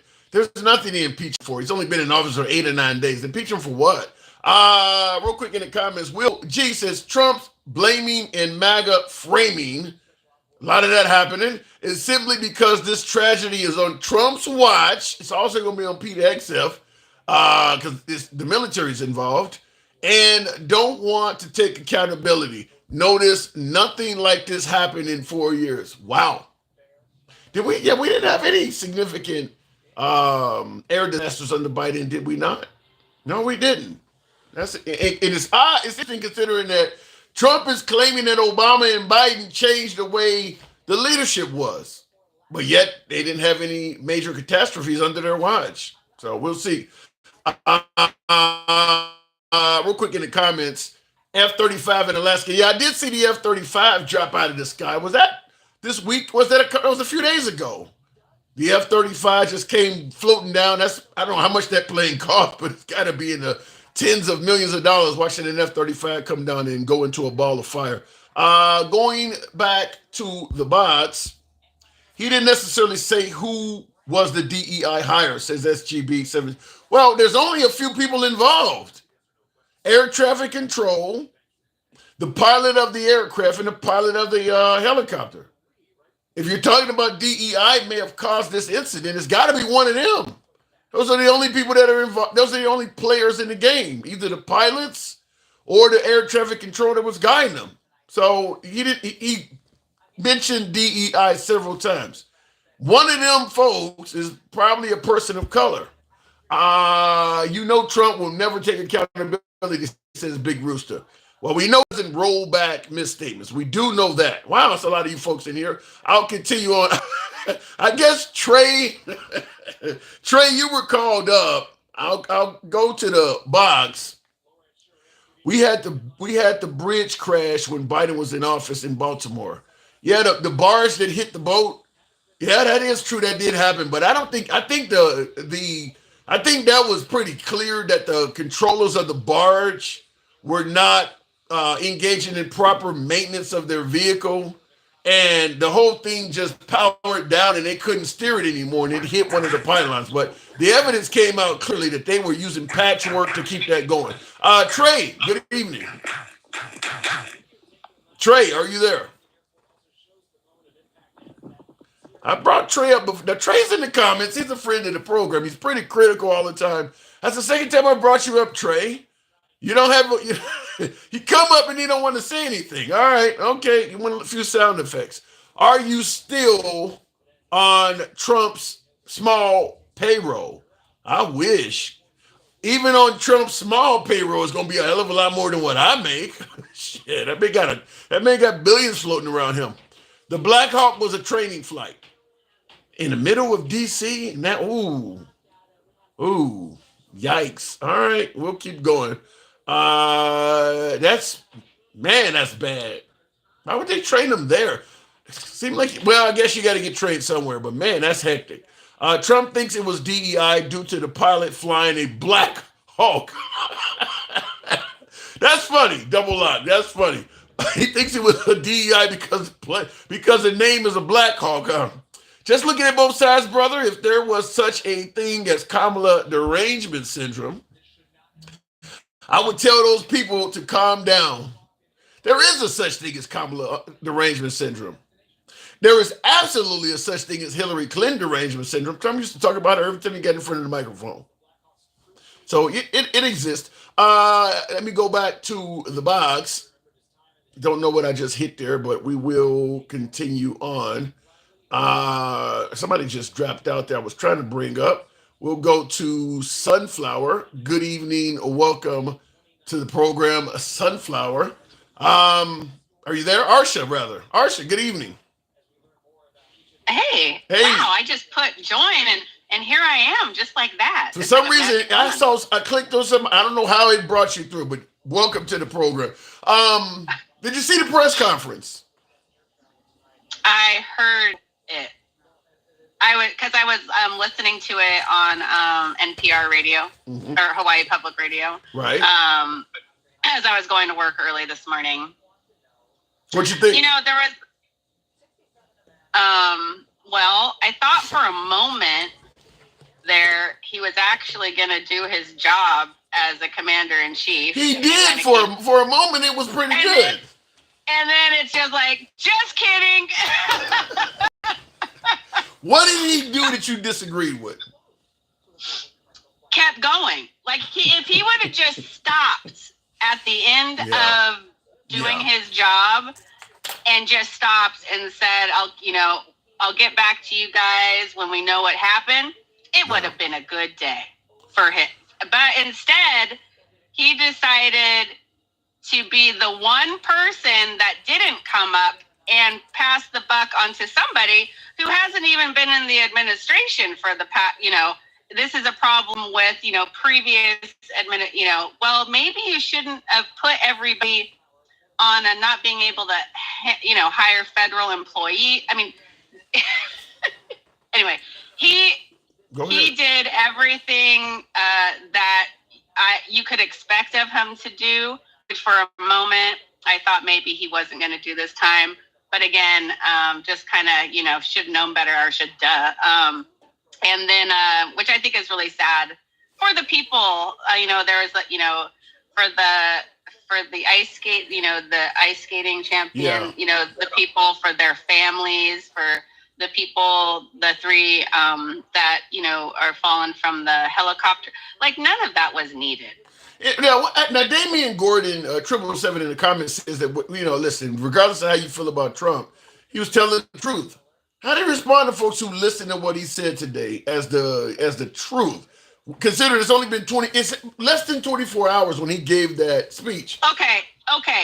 So let's take everything that he said, that from now on, okay, by the way, you can't be blind or deaf or have certain disabilities to be in air traffic control. It is a very hard job. FAA and all that is different. Doesn't mean you're going to be the person that's in the room. Okay. Like having a job, like you could be cleaning the bathrooms and anyway. Right. So any chance they lowered the standards so that more people of color and women could get in? No, I've been flying for a long time. Everything's great. And what's to say that a woman or a person like yourself isn't smart enough, Tim?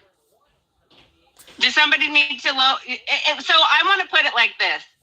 If his administration from now on is going to hire by merit and the best and the brightest, can you tell me why? I already know where you're going. Can you tell me why an environmental lawyer is going to be the head of human health services? Does that seem like that's in his resume? I mean, heck, put what's his face, the black guy that you had in the heading HUD during your term. At least he was a surgeon. Yeah. Okay. So, and you're telling me the person that's never led any sort or commanded any sort of people. Now you're going to put him to command and be the head of millions of people in the Department of Defense. So basically, what you're kind of saying is like, for you to have merit and talent, you just have to like Trump. Which to me doesn't prove that you have any intelligence at all. Like these people are hired. I mean, I just listened to him saying that, and I'm just like, do you look at the people that you're placing as I think the only person that really is qualified is Marco Rubio. Well, when he appoints folks, the qualification is not based on the actual position; it's based on loyalty. So Pete Hegseth and Gates and all of these people that he's tried to appoint, they are qualified because the qualification is loyalty. So you're going to be pro DUI but anti DEI. I'm just telling you how it works. Well, I'm just telling you how it is. Yeah. Like that, how it looks. Like you can't be, and just like Pete Hegseth said, which I applaud him for saying, we're going to take responsibility for this. He said that this was like, night flying, night training for helicopters. It happens a lot. Everybody in that helicopter was, it wasn't like flying at night for beginners. Like these people had, were qualified to be in their jobs and, and do what they do. So, I mean, I'll say that about him. At least he was like, we're not going to let this happen again, things like that. Instead of saying, well, it's all Biden's fault or it's all Obama's fault. Yeah. I don't know how Obama was brought up in conjunction with a modern day plane crash. I have no clue why he went all the way back to Obama. You've been president since Obama, so no policies of Obama should even be part of the discussion anymore. You have been president since Obama was in there. So I don't know why that came up. Exactly. I mean, he's one of those, and the next 4 years, we're always going to have to just remember it wasn't him, it's somebody else. And this didn't happen because it was on my watch. The thing that I'm really more concerned about, to be honest, what has me kind of tripping is the fact that he stopped.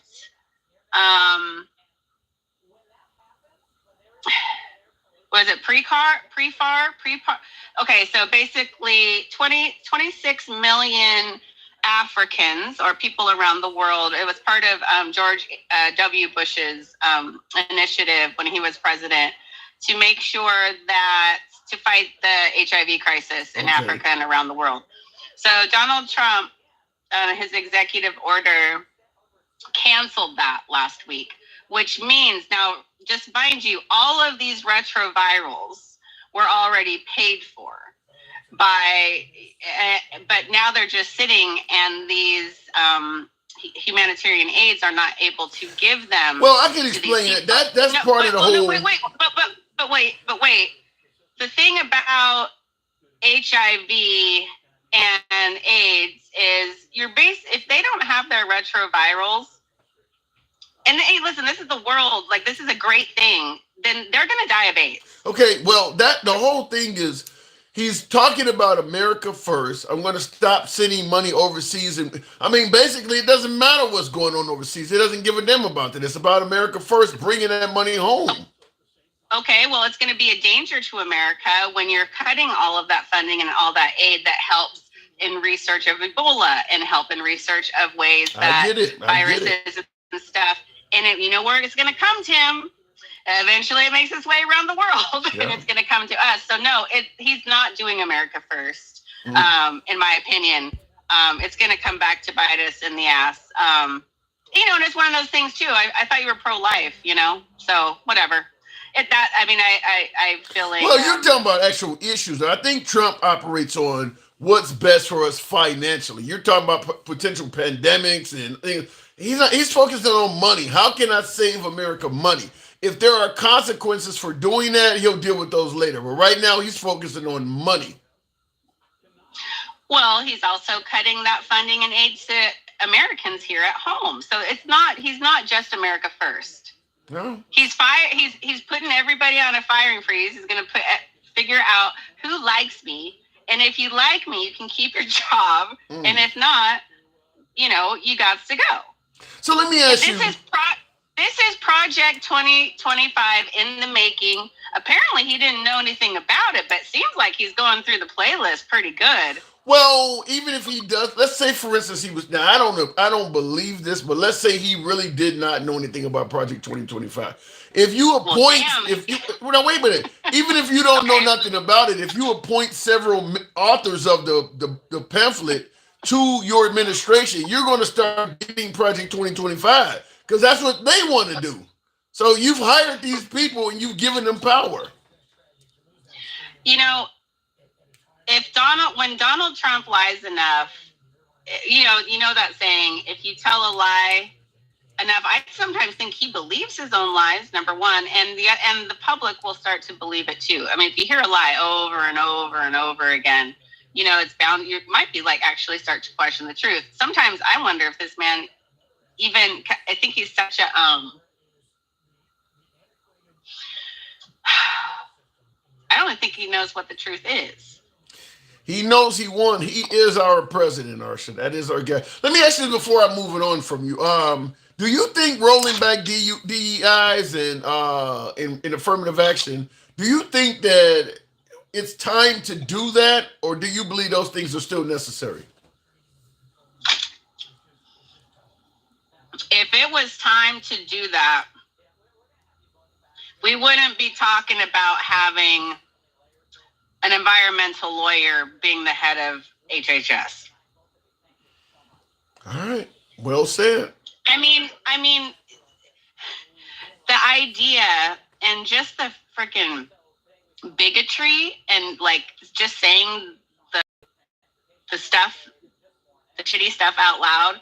When you say like we're gonna start hiring based on intelligence and merit, not based on sex or ethnicity, that means that somehow you're slipping in there that a woman cannot be qualified to do the same job that she's,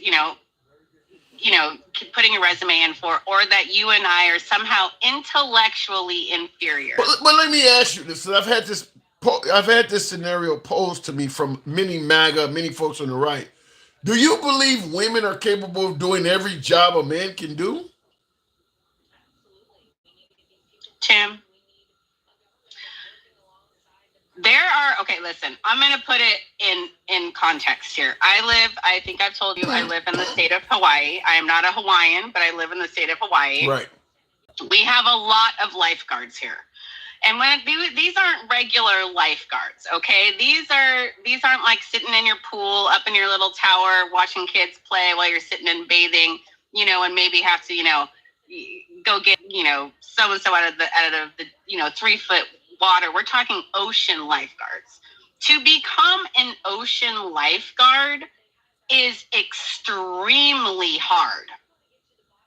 You have to be able to carry a 50-pound like boulder or something like that underneath in the bottom in the ocean. So what's your point? My point is, I have never seen yet, not saying they don't exist, a female lifeguard on my side of the island. So what you're saying is the answer is no. If she can't pass the test, she's not going to be able to be a lifeguard. Right. And that's okay. Right. If you, but I'll tell you what, if I was to see a female up there in that tower, I know if my kid or myself is drowning, she's going to save me. She's a monster. Because she wouldn't be up there without it. Unless she's a DEI hire. Do you know how many, be quiet. I gotta go real quick. I give you the last word. I gotta move it on. I'm so tired of that phrase DEI. I think it's been used as a bad word. Let's just call it civil rights. I mean, having civil rights and basic rights to be able to get the same kind of job that a mediocre white man can because you're way more qualified sounds like civil rights, not your DEI. So that's my opinion. All right, DEI is not bad. A diverse is a happier place, in my opinion. So appreciate it. As long as you don't live in rural Alabama, that might not be true. Tap the screen, get the likes up to about 50,000. I'm asking a little bit much, but certainly get the likes up if you will. Show the program some love. Equal opportunity employment. Keep it simple. The problem is we haven't had that throughout most of history. Bug Powder Dust says a DEI hire is still as qualified. Come on, Tim. Usually that's the case. I think in most cases that is the case. But I look, at the end of the day, there are some cases where a person of color might be given. I'm going to tell you a perfect example. Me myself, I had this happen right after my father passed away. I ended up working for the phone company in Chicago. Illinois Bell was the name at the time. I think it's now AT&T or SBC, whatever. But he used to be a lineman. Came straight home from the Vietnam War, got a job with Illinois Bell. Installing phones. He was a lineman. When he passed away, I was at the funeral, and I remember asking some of the other linemen that he was friends with, what's going on with the job? What about a job? Because I was straight out of college. I had applied to Illinois Bell several times. Took the test, which was a stringent electronics test back then. You had schematics and all that on there, electrical formers. I was right out of college. I had my, technician degree in electronics, my associates. So I had the knowledge to pass the test. They were not calling me back. And I was passing the test. There's lots of more people come down there and take put in an application, and they also take the test, and certain people get picked, others were not. I had one down like 3 times. When my father passed away, I asked him, what about a job? All of a sudden, the dude was like, okay, well, I need you to call this lady in HR and send her your resume. I faxed her my resume. She called me back in like 10 minutes. You qualify for this. Nepotism had got me in there. I would not have gotten in there without nepotism. When I got in there, the floor was loaded with black people. All of these black engineers, black technicians, I had made it to the Holy Land. And I continued making good wages at AT&T for over a decade. Never would have got the position. Now, was I a DEI hire? I think there may be an argument to be made. Because this lady she was an African-American HR, and she was hiring none but black people. None but black people, and putting us. A lot of us went on to get nice houses. We were making good money, good union wages doing that. And that's all she was. We may have had a handful, light dusting of white people on the floor. Most of them had been there probably before the HR lady. They were all older people. And yeah, so it can happen in reverse. It can happen in reverse, but she was specifically hiring black people. I know she was, I don't know anybody white she hired during the time I was there. So it can happen in reverse. In the post office, if you get in the big cities, a lot of those kind of gigs exist, which is why brothers in big cities make a lot more money than they do in rural areas. But hey, I was happy to get the gig. I'm just saying I was happy to get the gig. And I was educated, though. It wasn't that I was unqualified for the gig, but I do believe my skin color helped out.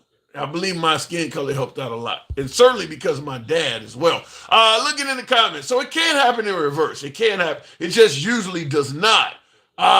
He didn't necessarily say who was the DEI. No, he didn't, like I said, but I think we know when it comes to the air, you're talking about Trump. I think we know it's either the pilot, ATC, or the helicopter pilot.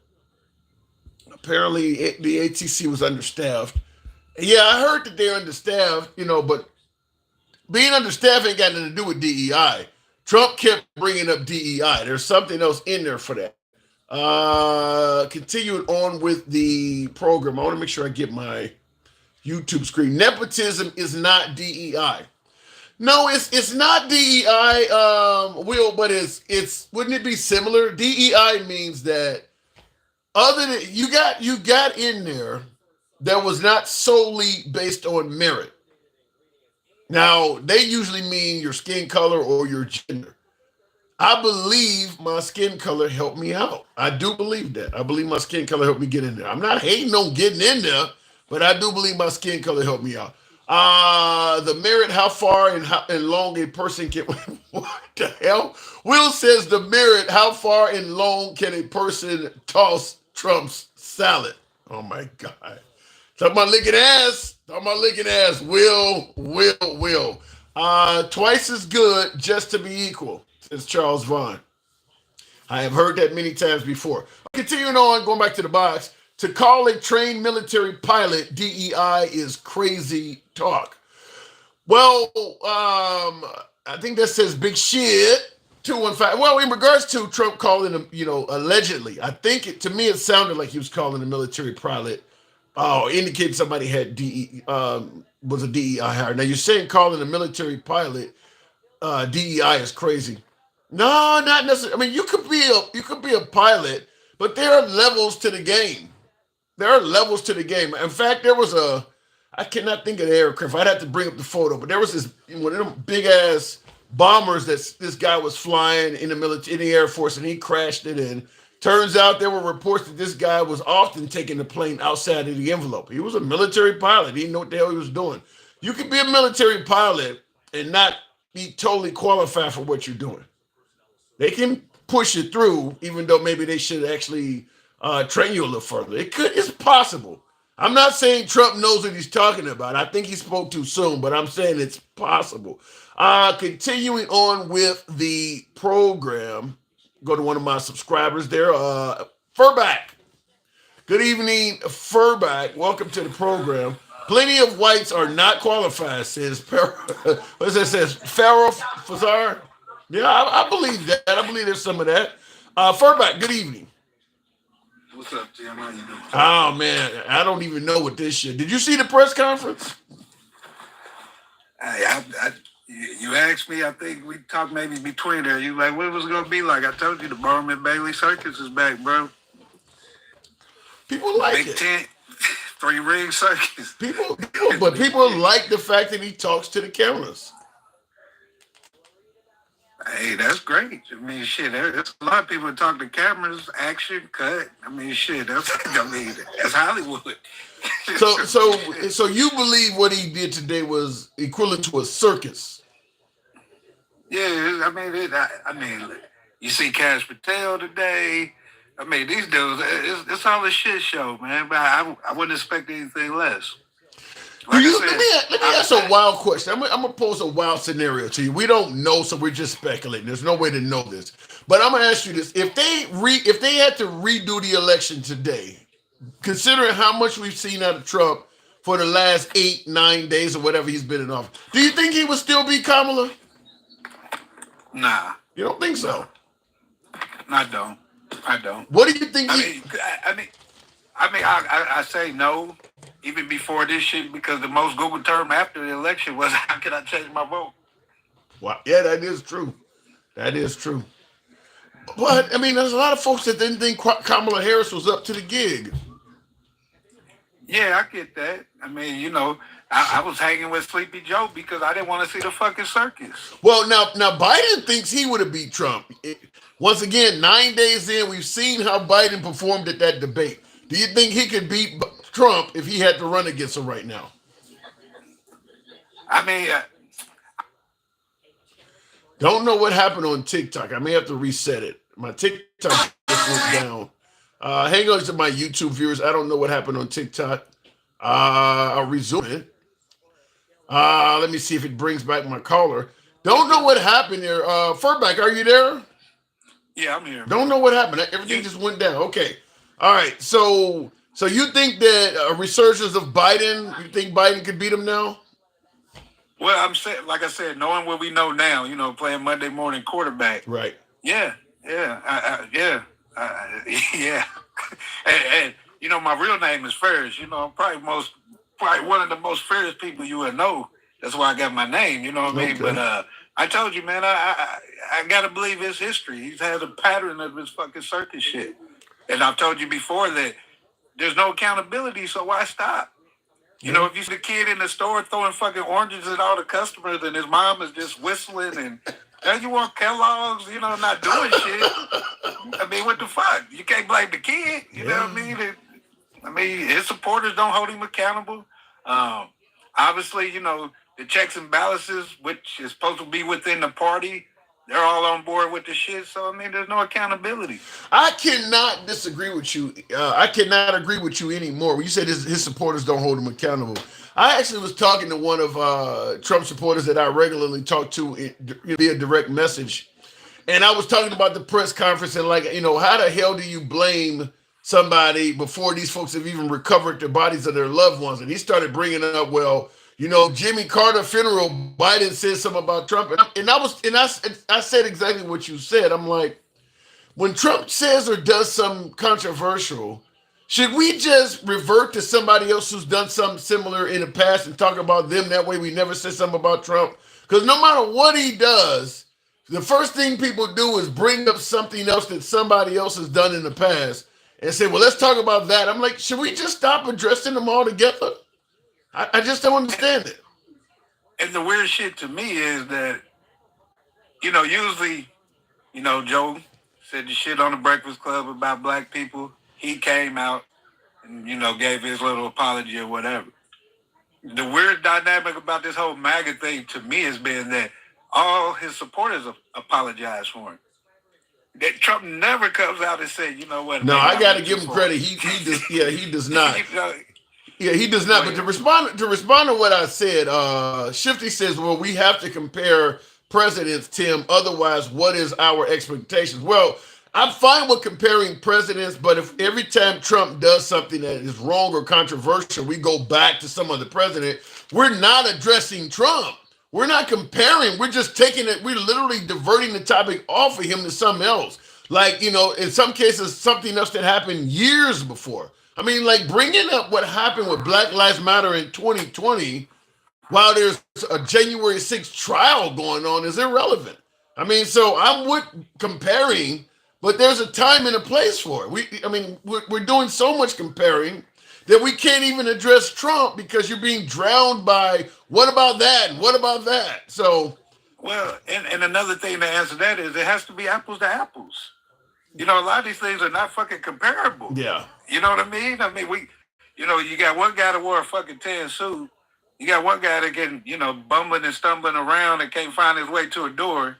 Then you got another guy that's talking about black jobs and what people are eating and, things on leashes and shit and his bon appetit. I mean, there's no fucking comparison to the two things. But you mentioned black jobs. If you get rid of DEI, do black jobs go away?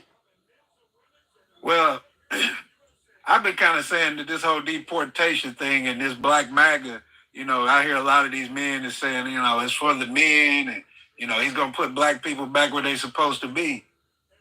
Think that thought out. Because if these immigrants leave, who the fuck is going to be in these fields? So what do you think? Trump's going to force black labor? Well, you're going to starve and eat. Yeah, it's going to lead you to a point where you're going to have to make a fucking decision. If DEI is gone, I guess you're going to go to the fields. You got to take that doctorate degree out there and go pick up some corn or some shit. Because it's not guaranteed that you're going to get a job whether you qualified or not. Yeah. So you do agree that if you get rid of DEI and you roll back affirmative action, it's probably not good for people of color. Well, I've always thought that because I'm kind of like you when you talk about the middle class and, the lower class and the upper class. If things at the bottom rise up, then that raises us up. Yep. I hear people arguing about where they're taking all the jobs at Popeyes and shit. Well, we've been here long enough. Haven't we evolved to where that shouldn't be the fucking goal is to work at Popeyes? Yeah. I agree with that. All right. So, and can we please, on the January 6th shit, stop it? To me, it's very evident who the fuck was the cause and why it was that day. I need you to elaborate on that. What do you mean? Who was the cause, in your opinion? Trump. Donald Trump and this stop the steal, all that bullshit. There's nothing wrong with a rally. He could have still called it stop the steal. But the fact that it was on J6, that was purpose. Yeah. He could have had it on the 7th, but he had it on the 6th because he knew it would have more steam. He knew the potential of violence, if not chaos. Yeah. I've heard so many, I've had 100 conversations on January 6th, and if there's one thing I can say with confidence, because you said he knew there was a potential for chaos and violence, in my opinion, the possibility of what happened on January 6th happening was significant. I mean, the security's not there. The crowd is pissed off. and you're going to send them to the building where the people that they're angry with are located. It's fairly predictable that some bad shit could happen. Well, even if you call it stop the steal, and let's just take out what he told them to do and fight like hell. If you bringing them to that Capitol on that day, you can't control that fucking combustion that's going to happen. Yeah. You couldn't control it. Whether he said go fight like hell or not, you was going to have some fucking problems. When you listen to their speeches, literally other than go peacefully and patriotic, all the rest of his speech and all of his other speakers that spoke before him was essentially diesel fuel. So it's all like no matter how much all of the stuff that Steve Bannon and Flynn and Giuliani, all the stuff they were saying was literally charging up the crowd, pouring fire.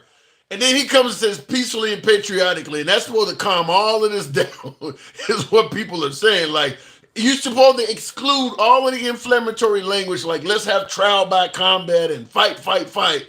All of that should go away because he said let's peacefully and patriotically. That didn't make sense for me. And it never will. You can't make it make sense. I heard you ask the other guy, well, now he's in there, shouldn't he, provide some kind of evidence of what he thought it was? You know what I mean? I said in the comments, he's declassifying fucking MLK, JFK. Why stop there? In comparison, that's more recent. There should be a lot more people around that can talk about whether it was stolen or not. Yeah.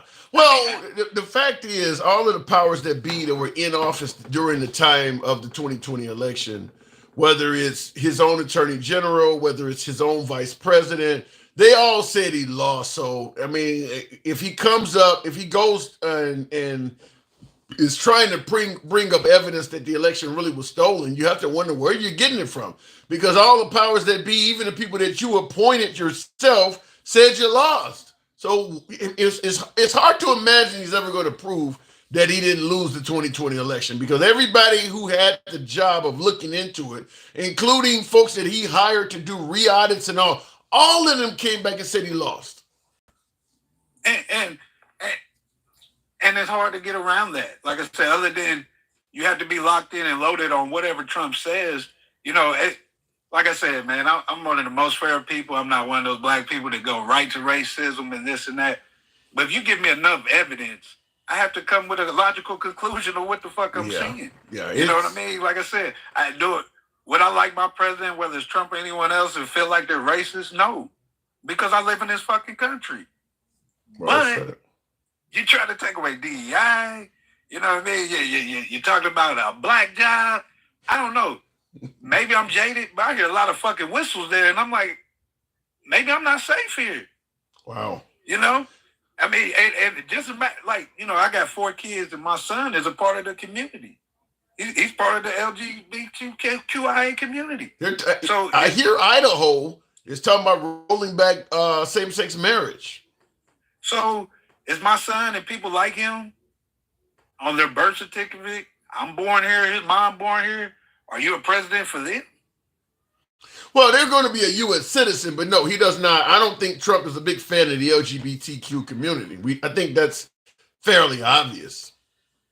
Yeah, but I'm saying, they talk about he's so transforming and, he shoots it straight. I get it.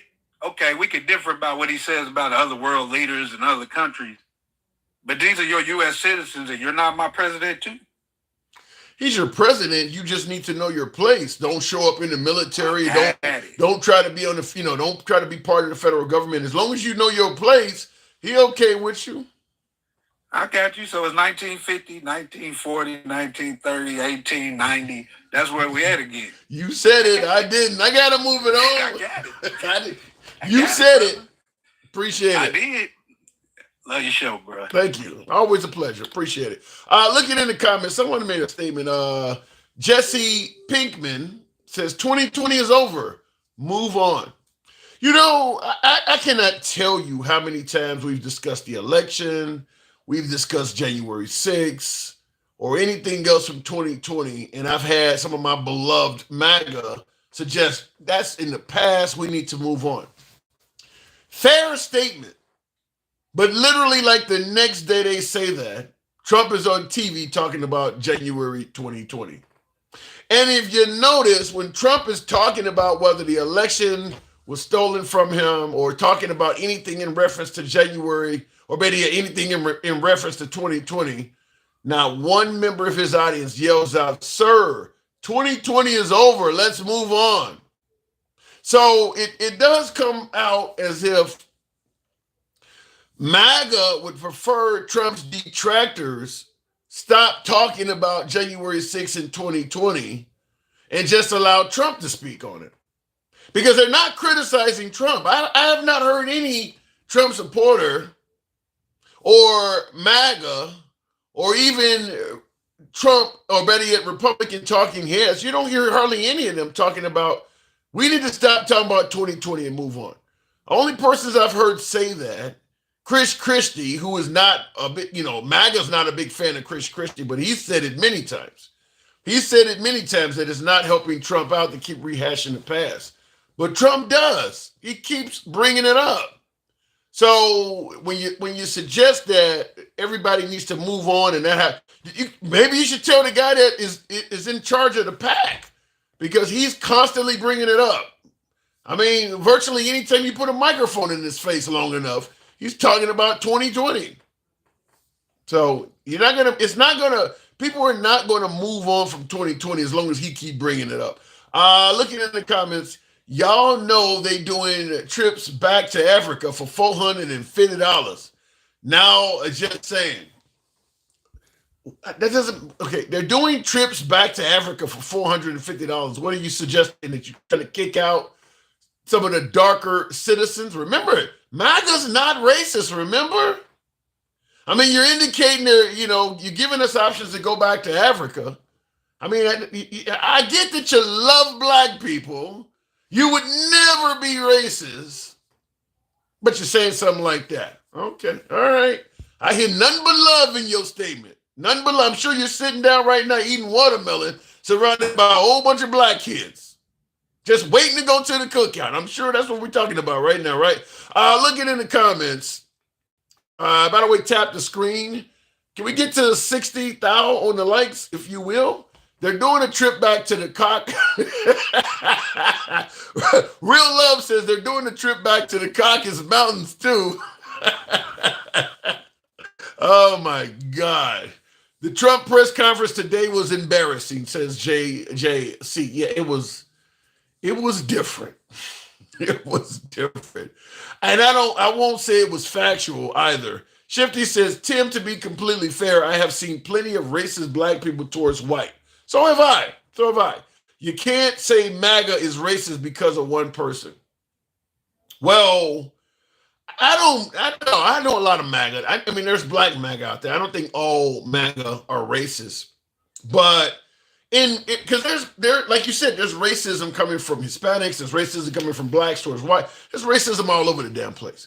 But I will say this: if you are racist and your target is people of color, you ain't a Democrat. The chances of you being a Democrat, I mean, some people can say that Joe Biden was whatever, but I'm gonna tell you something. If I'm a betting man, and you're telling me I'm about to introduce you to this dude, he really don't like black people, I'm going to put my money on the fact that I'm going to put my money on the likelihood that he's not a liberal. He's probably not going to be with the party that is, promoting black people to the Supreme Court and, putting, the VP and working with Obama and Al Sharpton and Jesse Jackson. He probably ain't a Democrat. Now, if he's racist towards white people, he might be. As you rightfully pointed out, racism can be anywhere. But yeah, if you're racist to black people, you probably ain't a liberal, because the liberal party is loaded with black people. So I'm just going to say that. What else? Before I continue on, anybody DEI is racist, says to Core. I don't understand what you're saying there. I remember when racist was a real word that held weight. Now, if you disagree, you're probably a racist. It's too deep. Racist was, I'm just going to tell you this, at least in my humble opinion, and this goes back before I was born. we're never honest about racism in America. No matter when we're talking, people have always accused those who are yelling racism of being wrong about it. And like I said, I could bring up the MLK era. They were telling him that he was making up false claims of racism. Of course, Jesse Jackson and Al Sharpton have been told the same thing. Anyone crying racism is told that you're making up shit. So the point I'm making is we have never in this country been honest about that. I mean, even during the era of slavery, look, they're getting a free place to stay. They're getting free food. It ain't that bad. I mean, you got folks in Florida right now suggesting that people actually benefited from slavery because they learned a skill. Or they were brought from doing voodoo in Africa. They came over here and now they've been fortunate enough to learn the gospel of the Lord. I mean, people are never honest about this shit. So to say, well, in 2025, everything's fine, I would submit to you they were saying the same thing in 1965. So I don't know. I just know for a fact people are never honest about it. They're never honest about it. They're going to always tell you it's not happening. So I don't know if they're honest or what, but no matter what era you look at, the people of that era was saying they're making shit up. I mean, we can talk about the law enforcement, for instance. Blacks have been complaining about police brutality since the cops have been around. And the whole time, whites have been saying, I don't know what the hell you're talking about. I remember during the Rodney King era when blacks once again was complaining about how bad the cops were or how bad the 3 strikes policies were, where the system was locking up black people for crack and letting white people get parole and probation for cocaine. And once again, they're just playing victim. They're just playing the victim as they always do. That was back in the early 90s. All of a sudden, Biden is running against Trump, and folks look back to the early 90s and say, you know what? All those complaints about how unfair the system was, Biden was a racist locking you guys up with the crime bill. Now you're going to admit it 30 years later that what we were saying back then was true. But when we needed help, when it was actually happening, they were denying it. But now because Biden is the enemy, we want to get rid of Biden and we don't want Biden to win, we'll go ahead and throw them a bone and admit they were right 30 years ago.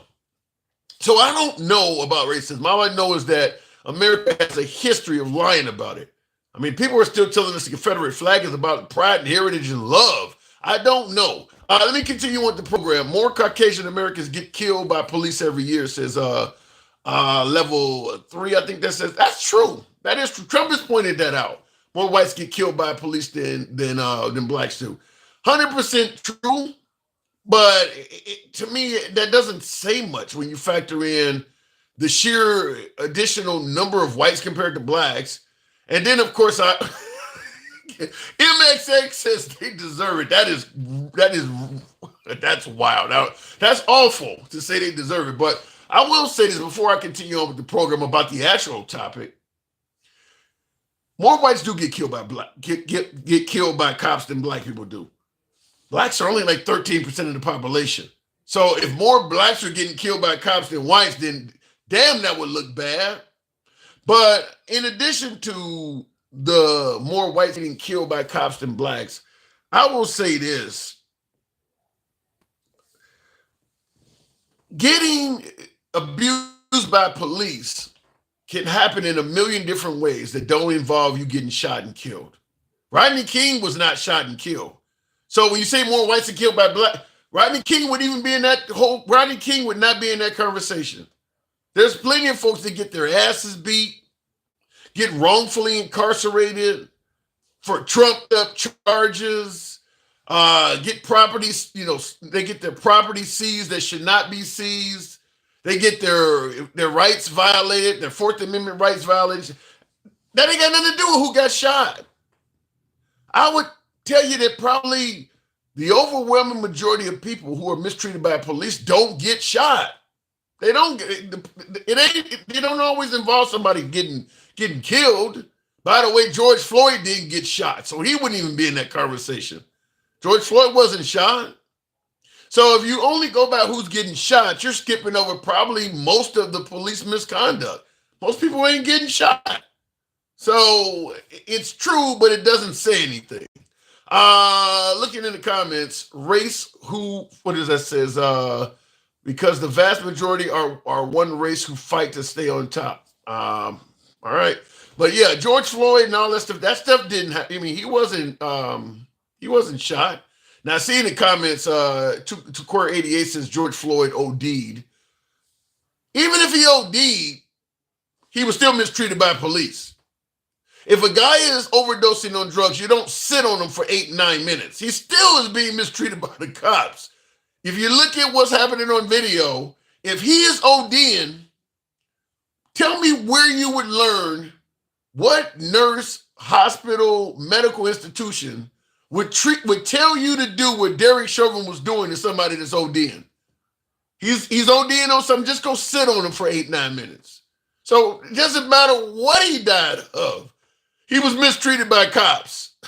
There's no way to defend this guy sitting there with his hands in his pocket, just riding on the guy in a Captain Morgan pose. So it doesn't matter what he died of. He still was mistreated by police. Let me go back to the box. What does that got to, he OD'd. Continuing on with the program. Mark Martin. Good evening. Welcome to the show. Talking about the press conference today, the awful air crash, but Trump addressing the public. Mark Martin, good evening. Good evening, sir. Hey, so did you see the press conference? Yes. What you think of it? I'm just saying this. This is my take on the whole thing. You run a campaign, you win an election. Mm-hmm. You're at the place that you run for and you win. You're at that place. There's no more campaigning. You're already there. There's nothing to convince anybody anymore. By you switching to blame, you trying to convince somebody like you're running for something. Like when kid do something. That wasn't me. I don't know what it is. I don't know who did it. You understand what I'm saying?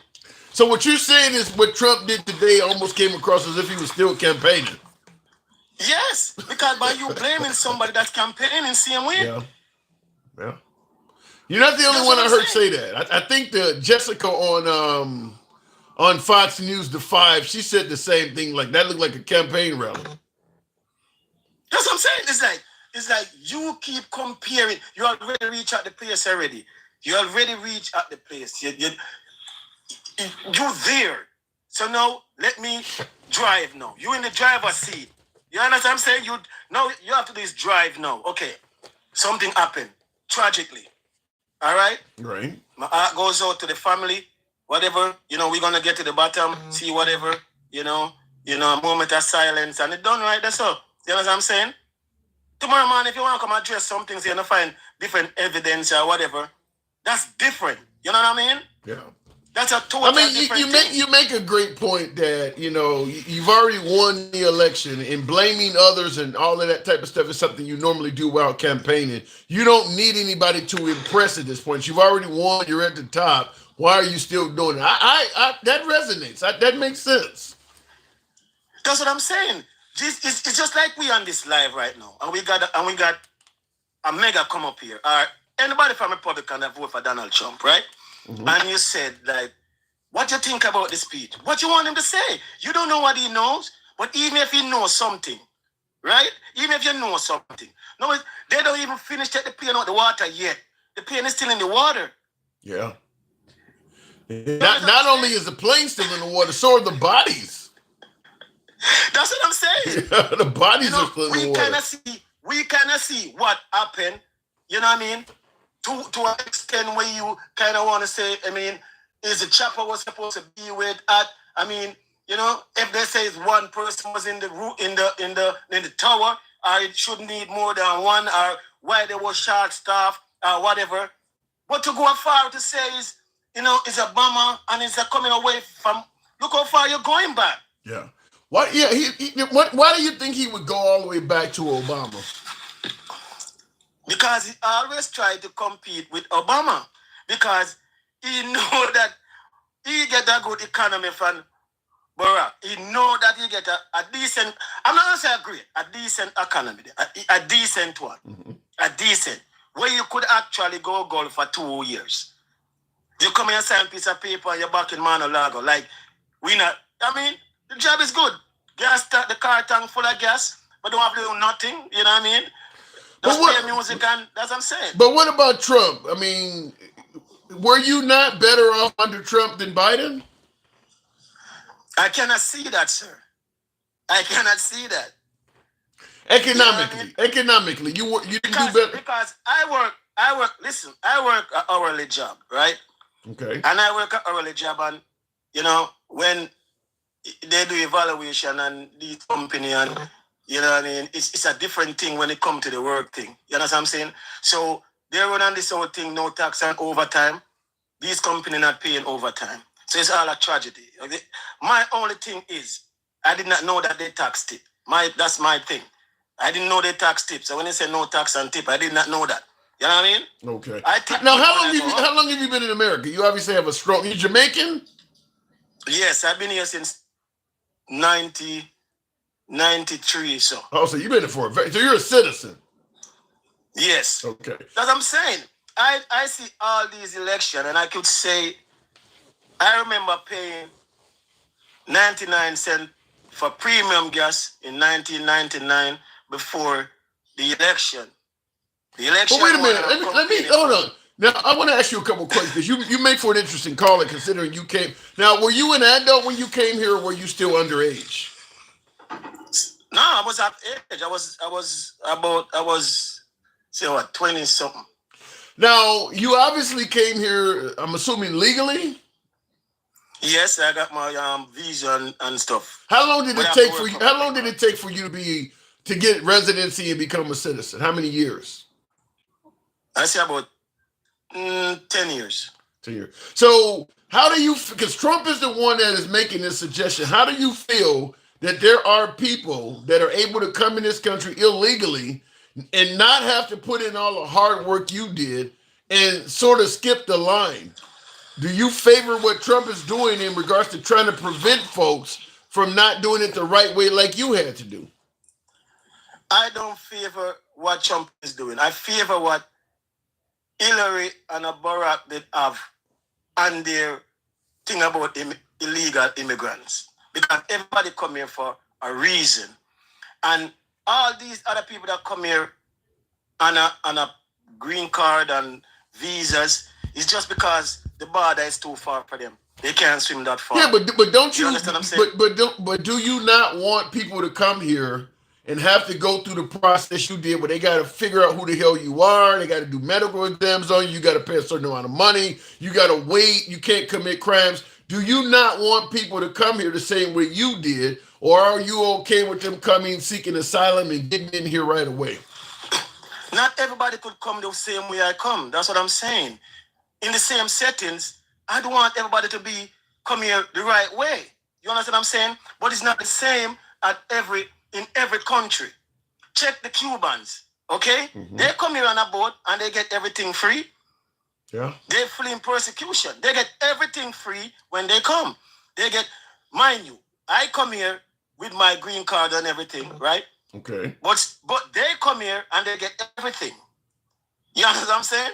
And they vote for, and oddly enough, the Cubans tend to vote Republican. You understand what I'm saying? Yeah. So they get everything, and this is June Clinton era also. Okay? Mm-hmm. Two nationality come over here, right? Okay. So I would like to know, both fleeing persecution from their country, but you keep one and you send back one. You understand what I'm saying? No, I don't get that. Okay, Cuban and Asian come here on the same boat. Two boats are traveling the same day. Okay? Wet foot, dry foot only apply for one color. Wait, you say Cuban and Asians come here on the same boat. Is that what you're saying? Cuban and the Asian, which is the people from Haiti, right? Okay. They both come in here on boats, right? Yep, that is true. Okay, both of them reach, but one boat got to go back and one stay. Why is that?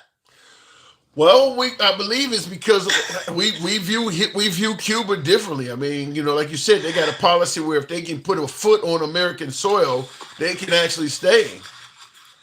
But shouldn't that be for everybody? That's what I'm saying. So now, why are we complaining now? This is what I'm saying. It wasn't fair around the board for everybody. You understand what I'm saying? Yeah. It's not level across the playing field. You understand what I'm saying? Yeah, I told, but that obviously ain't something that started with Trump, though. America's been like that for years. That's what I'm saying. Barack came and he leveled the playing field. Yeah. So there's an animosity going on for Barack right now. You understand what I'm saying? Yeah. Because if you ask any Cuban about Barack, they're gonna say he ain't gonna get a good rap. Why would they not want the playing field level though? You see, that's what I'm saying. Because because if one have to go back, everybody have to go back. So you see what I'm saying? I remember when Obama did that, because I think Jay-Z and some of the folks started going and visiting Cuba. He did make Cuba, he was starting to make us friendly with Cuba again. I remember when Obama did that. That's what I'm saying. So the playing field is level. No more wet foot, dry foot things. So everybody have to do the same thing.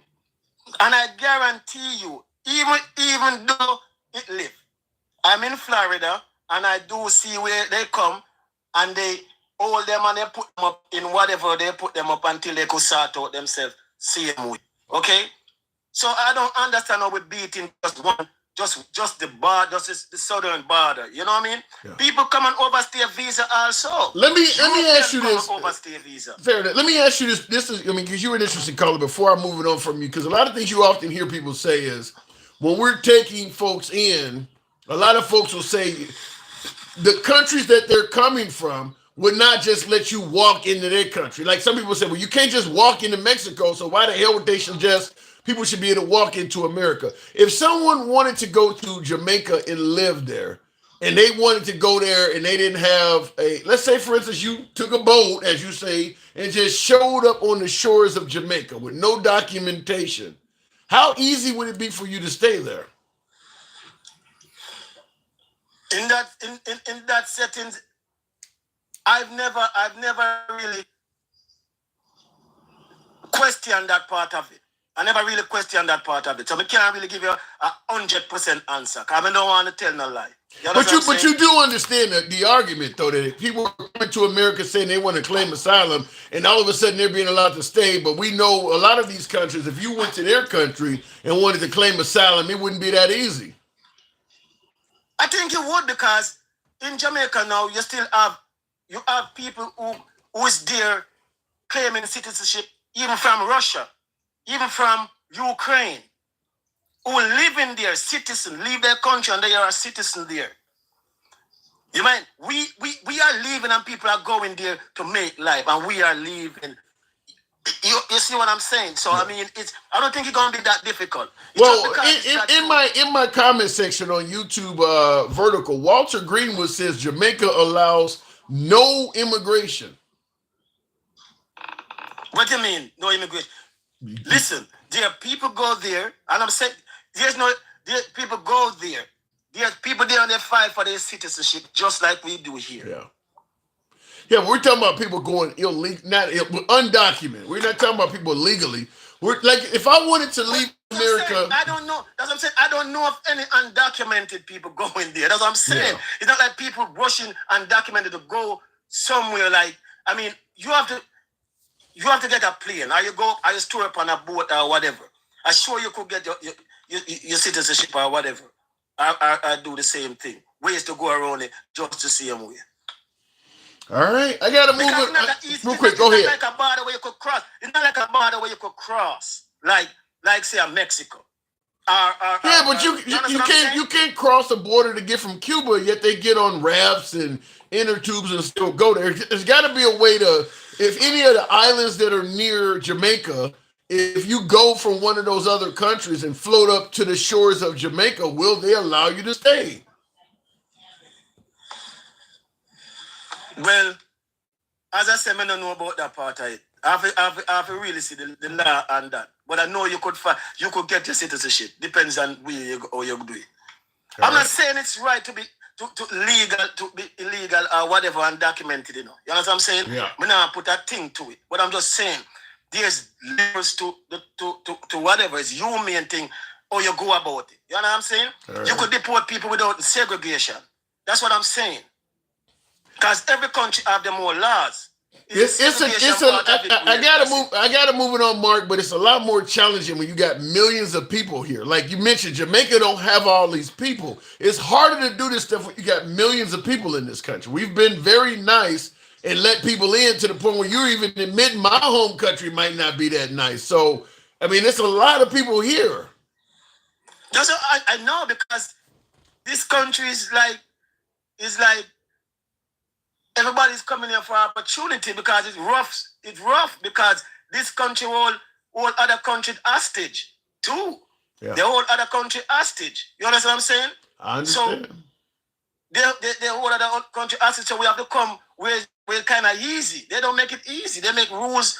You know what I mean? They make rules where everything no level around on the playing field. Yeah. So you find out, say, all this export and import and all of that mash up the economy.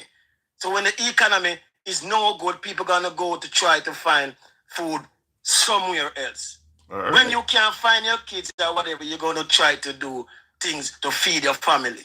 Well said. You understand Mark, what I'm saying? Yeah, I understand. I got to move it on. I'll talk about it on the other side. Thanks for your show, man. Thank you. You know what I mean? Thanks for your show, for real. Appreciate it. Thank you. Thank you very much.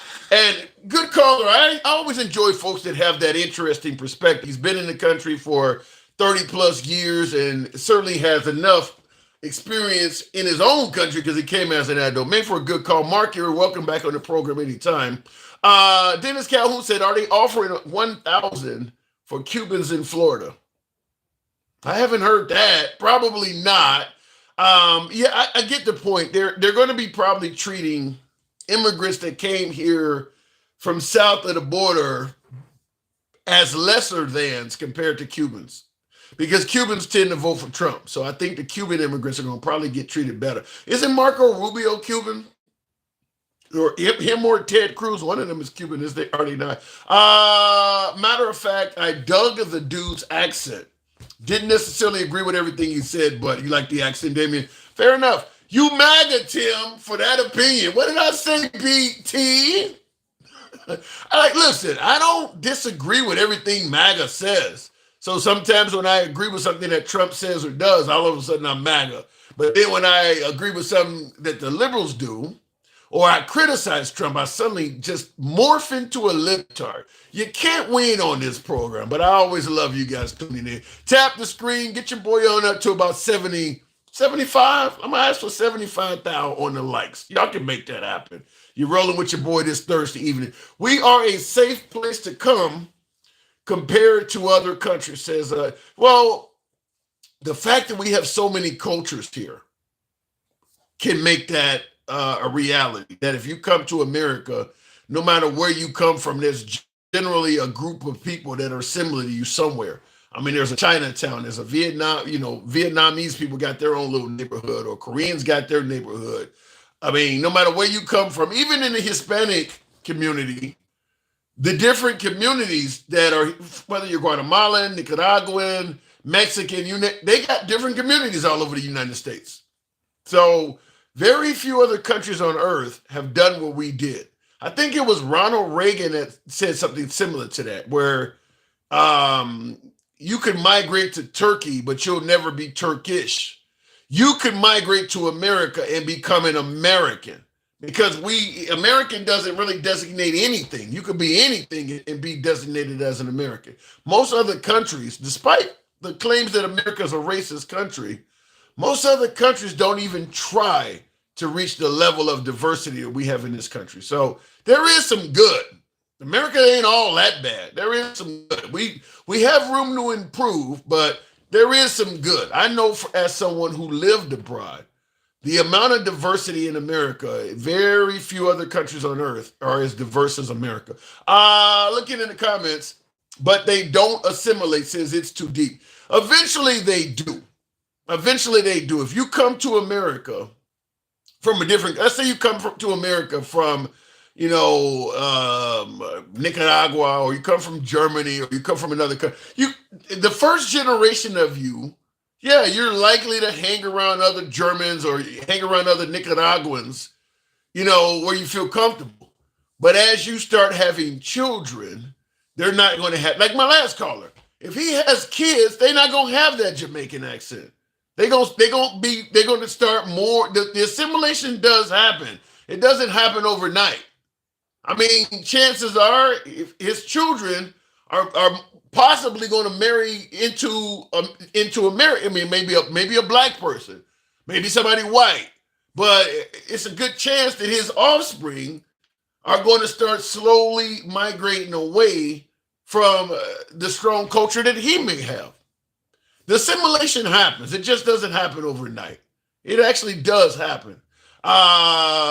Looking in the comments, won the election by 1.3%. But he won, Mark. Trump did win.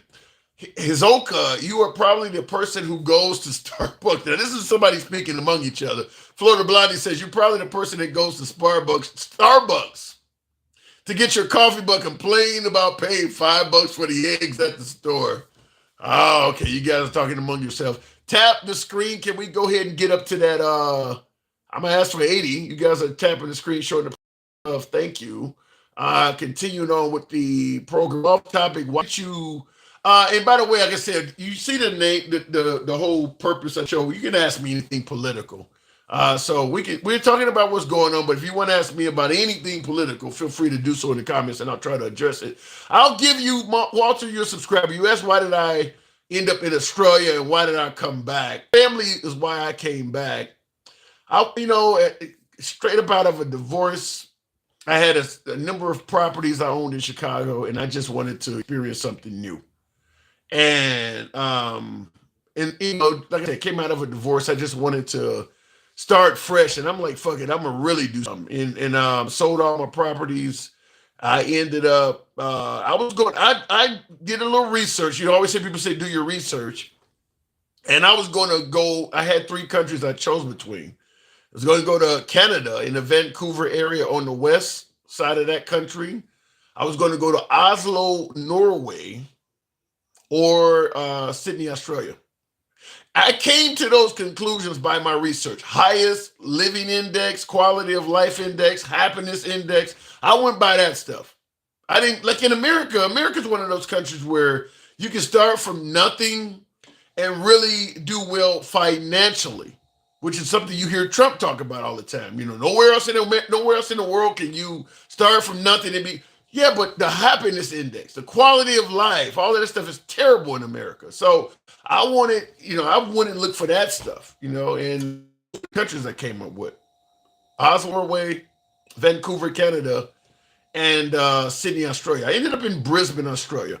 And I picked that country, weather, and the language barrier. Because out of every country on earth, the country that's most similar to America and how they operate is Australia. It's very similar. You're not going to, if you were to leave America and move to Australia, you could assimilate and catch on pretty fast. It's a little bit of change in language, but I mean, you could leave New York and move to Louisiana and they talk different.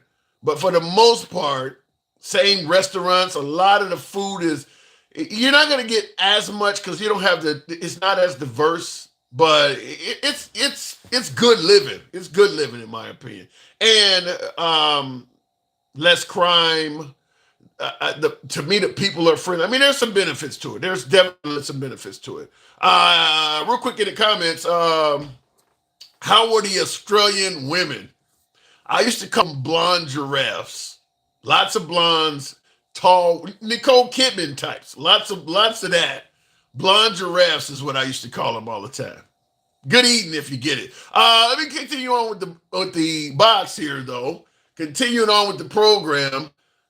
Miss Mo Betta, good evening. Welcome to the program. How about the crocodiles? I didn't like the crocodiles. I ate a crocodile while I was over there. Miss Mo Betta, good evening. Hey, Tim. Hey, good evening. You got 2 folks up. I did it by accident. I didn't mean to do that. I was gonna say you must be feeling real good today to have 2 people up at one time. Sometimes, occasionally I will bring 2 folks on, but You know, I know when I go to other people's lives, it turned into a scream fest. If I know two people and they're going to be civilized, I'll do it. But I try to, you know, I want to have a decent engagement, and the multiple people just turn into a scream fest. That's a whole fact. You already on plenty of platforms where you can't even get your point across because people are screaming. Yeah. So I get it. I understand that part totally. But the press conference. What you think? Your guy, man, he just, you know, I don't know how those who support him saw him as fit. First of all, your character can carry you a lot further than any skill that you have any day. This man is morally bankrupt. Wow. He has no moral. He shows little compassion. I'm not going to say he doesn't show any, but he shows very little compassion. So the thing is, he doesn't like to listen to people. He has people around him that can write speeches, write papers for you to go out there. And this is why I always go back to say he cannot read. You don't believe that, do you? I strongly believe that. Yeah, I would say, look, listen, I gotta vehemently disagree. It ain't that Trump can't read. Now, he may be somebody who don't like to read, but he can read. He can't read. That's why he attacks. That's why he attacks the people in the teleprompters. And you don't see. I'm just going off my head. I'm going, and you go left every time because you are not reading what the people have written. Are you being sarcastic, Ms. Mobetta? You really aren't trying to tell me we got a president that can't read it. You're not saying that, are you? I mean that. I mean that. The evidence speaks for itself. Now, no. This is what I want you to do. Go back and watch his speeches where he has to use a teleprompter and see how he maneuvers. Then if he can't read, he might be all right. A low-level reader. I put it like that. I was about to say if he can't read. I'm about to say if he can't read. If he can't read. Hold on. I was about to say if he can't read, who's typing his messages, his tweets. So he clearly can read. Oh no, he got the. You can talk to the phone and it'll type it for you. You got AI, you got all that stuff, so that's not a good question. That's not a good question. But all seriousness though, for him to try to throw in DEI as a part of what was happening with that crash today was just so disgusting and disheartening. You know, because you're trying to politicize this when you have family members people that have lost their family members in this crash. Yeah. And may they all rest in peace. They say there's no survivors. You know, and you pick now. Let's go back. Let's see why DEI was started. Because people like me, people like you, were treated as chattel here in these here United States of the Americas. We were treated as chattel. So Lyndon B. Johnson made it. He put an executive order so everybody can be treated fairly when it came to the hiring process, school, and also that's why DEI. Now you notice you haven't been hearing anybody talk about DEI until Trump mentioned it about Kamala. Yeah, that's a good point. You hadn't heard nothing about it. That's a good point. You haven't heard anything since before then. Well, I'll tell you the Biden Supreme Court pick, it came up then. When Biden was the African-American woman, it came up then. Oh, okay. So, but then they say, well, she's a DEI hire. Yeah. But my question is like, what is it about a woman that they feel she can't be in control? Well, I don't, because her resume, when you talk about Natasha Brown or Kamala Harris, in my opinion, their resume was sufficient. Very, very sufficient. They were very much qualified. She's been through every branch of the government, pretty much that was there, every level. Not branch, but every level of government there is to be. The last place was to be the president. So I just want to see why is it they feel that a woman can't control? When you see men up there throwing tantrums like as if they are little bitches. Well, but he picked Amy Coney Barrett. I mean, so he clearly thinks. I mean, he just picked. What is the governor of South Dakota? She's running Homeland Security. The really pretty girl. Now those are DEIs. Because he didn't want nobody to hear. He didn't want to hear nobody's mouth. Those are DEI hires. We're gonna hire him so I can shut people up. So I could. And let me tell you something. They keep saying, "Oh, Trump is not racist." You know, you don't have to intend something to achieve it. Explain that. They may not be his intentions, but let me tell you, how he's moving is saying this is all across the board. I need you to explain that. Huh? Elaborate. How is he moving to suggest he's racist? Just taking away DEI is enough. It's enough because who was included in this DEI? It was black and brown people. It didn't. What happened as the LGBTQIA community? They lumped it all in there together. Then they started adding stuff to this DEI thing, but it was really about black and brown people. But how do you respond to folks who say that the time for affirmative action in DEI has come and gone, and at this point, blacks are free to do anything a white person does, and there's no need for it to still be around? Let me tell you something. That's those who sit at their table and say the N-word. Ooh. Those are the ones that sit around the table and say the N-word. Damn. Listen, you know, I'm a realist before I'm anything. Believe that. And that's, again, that's not to say that we didn't like everything that the Democrats did. No, we didn't. Like when Obama was in office, I hated that he gave out cell phones and shit like that. Let me correct you. Who ended up paying for that stuff? A lot of folks do not realize those phones started under George W. Bush. That Obama phone shit. That didn't start with Obama. It was George. It was Curious George. Yeah, George W. Bush was giving out phones too. They just were okay with it until Obama got in there. Oh, okay. Well, see, I was never a recipient of that, so I really didn't know, Yeah. But some of the people who were actual recipients should get the shit back.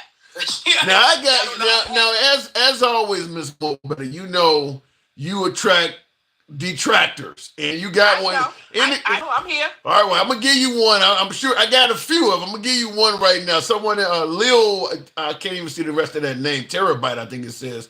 She has a whole racist projection she's putting on everyone else. So, I mean, this person is suggesting that you yourself is acting racist. I'm gonna tell them like I'm not racist. I am prejudiced though. I can give you that much. I do. I tend to be prejudiced sometimes because now it's going to take a whole history lesson when it comes to this racism stuff. Black people intimately can't really be racist because you know where it started. I don't buy that. Black people can be. You don't think black people can be racist? Reverse racism, Tim. It started elsewhere. It started because of the treatment of black people in this country. And not just then, but still to this day. I mean, I'm not saying it didn't start that way, but I'm saying right now in 2025, you're telling me black people cannot be racist. Yeah, they probably can. Probably? I'm sure they can. Yeah. They definitely can. And there's some of them that are. Sure they can. But 9 out of 10 times, it's like that because of the treatment of our Caucasian counterparts. You know what I'm saying? So, as a rule of thumb, black people are really nurturing people. But what they do, they take is learned behavior, black on black crime and different. We got a lot of learned behavior that just never went away. They use that against us. But that's, like I said, that's going to take a whole history lesson that a lot of people on here that might not like. This is why they're getting rid of CRT and DEI. Yeah, I definitely believe there's always been a concerted effort in America to get rid of the evils of our history. I think that is undeniable. And real quick in a comment, someone made a comment I wanted to point out. Okay. Well, somebody said she is an example of the left that people are tired of nonsense. That ain't what I want to read, but somebody said you are an example of the left, and if people go ahead. I'm not expecting them to rock with what I say. I know who they are. And from what they're saying, you're MAGA. MAGA holds no accountability for anything. Like one of your previous callers said, they don't allow Trump to apologize for anything. They start apologizing for him. Oh, he meant to say this. Oh, he was just kidding. So he knows I don't have to go up there and apologize. I got these rats, these MAGA rats. Rats. Because he's the Pied Piper. Rats. Oh my God. Yeah. And watch how when a lot of these programs and stuff start really rolling out with them cutting federal funding, which red states benefit a lot from federal funding. Once they start, that's when they're going to start falling in that. What do you think? What do you think Trump was trying to do by cutting off all the federal funding? I don't know. I don't know if I really don't know. I can't even answer that. Like, because of Biden was giving student loan forgiveness. But everybody. It's something that has to do with what Biden did. Believe me, I can't say for sure what it is. Yeah, I couldn't understand me because there's lots of MAGA you're hurting by doing that. I mean, every program, that made no sense to me. A lot of MAGA is going to suffer from that. And now you see them all on social media crying, I'm going to feed my kids. You should have been asking that question when you was voting. How am I going to feed my kids? Well, I got one for you, and I'm going to read this. I'm going to give you the floor because it's a doozy. Okay. It is in reference to you. You know we don't block, ban, or censor. This is very critical. You know I'm here for it. All right. Well, the individual's name doesn't matter, so it don't have much of a name, but I apologize for nothing, and this bitch is dumb as fuck. Call me a rat to my face. I'm boot-licking liberal, dick-licking slut. Well, if I am doing it, it's not with my sister. You nasty ass, trailer park, ancestral ass MAGA rat. Oh, my Lord. Now, get your face out of your sister's ass, nasty fucker. God, I didn't want to go that was awful on both ways. Maybe I need to stop reading some of these comments. That was awful. Maybe he's mad ain't nobody sucking this thing. Like ain't nobody tell you to have a little penis.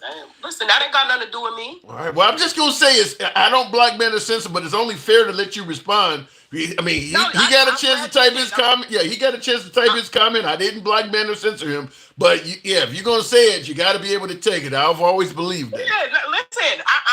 Listen. If I stepped on your toes by what I said, then you're guilty. If the shoe fits, wear it. Own your shit. Don't start shooting because I can go all day with it. All right, Miss Mobetta, you bring it out. I tell you that you bring the noise. They need help. They need help. They got some kind of mental block because Trump doing what I can give him that. He's doing what he said he was going to do. That much I'll give him. That is true. Promises made, promises. That doesn't make it a good thing because what he's doing is the American people are suffering for it. Not even the ones that he's deporting are suffering for it. It's the people here that are going to suffer.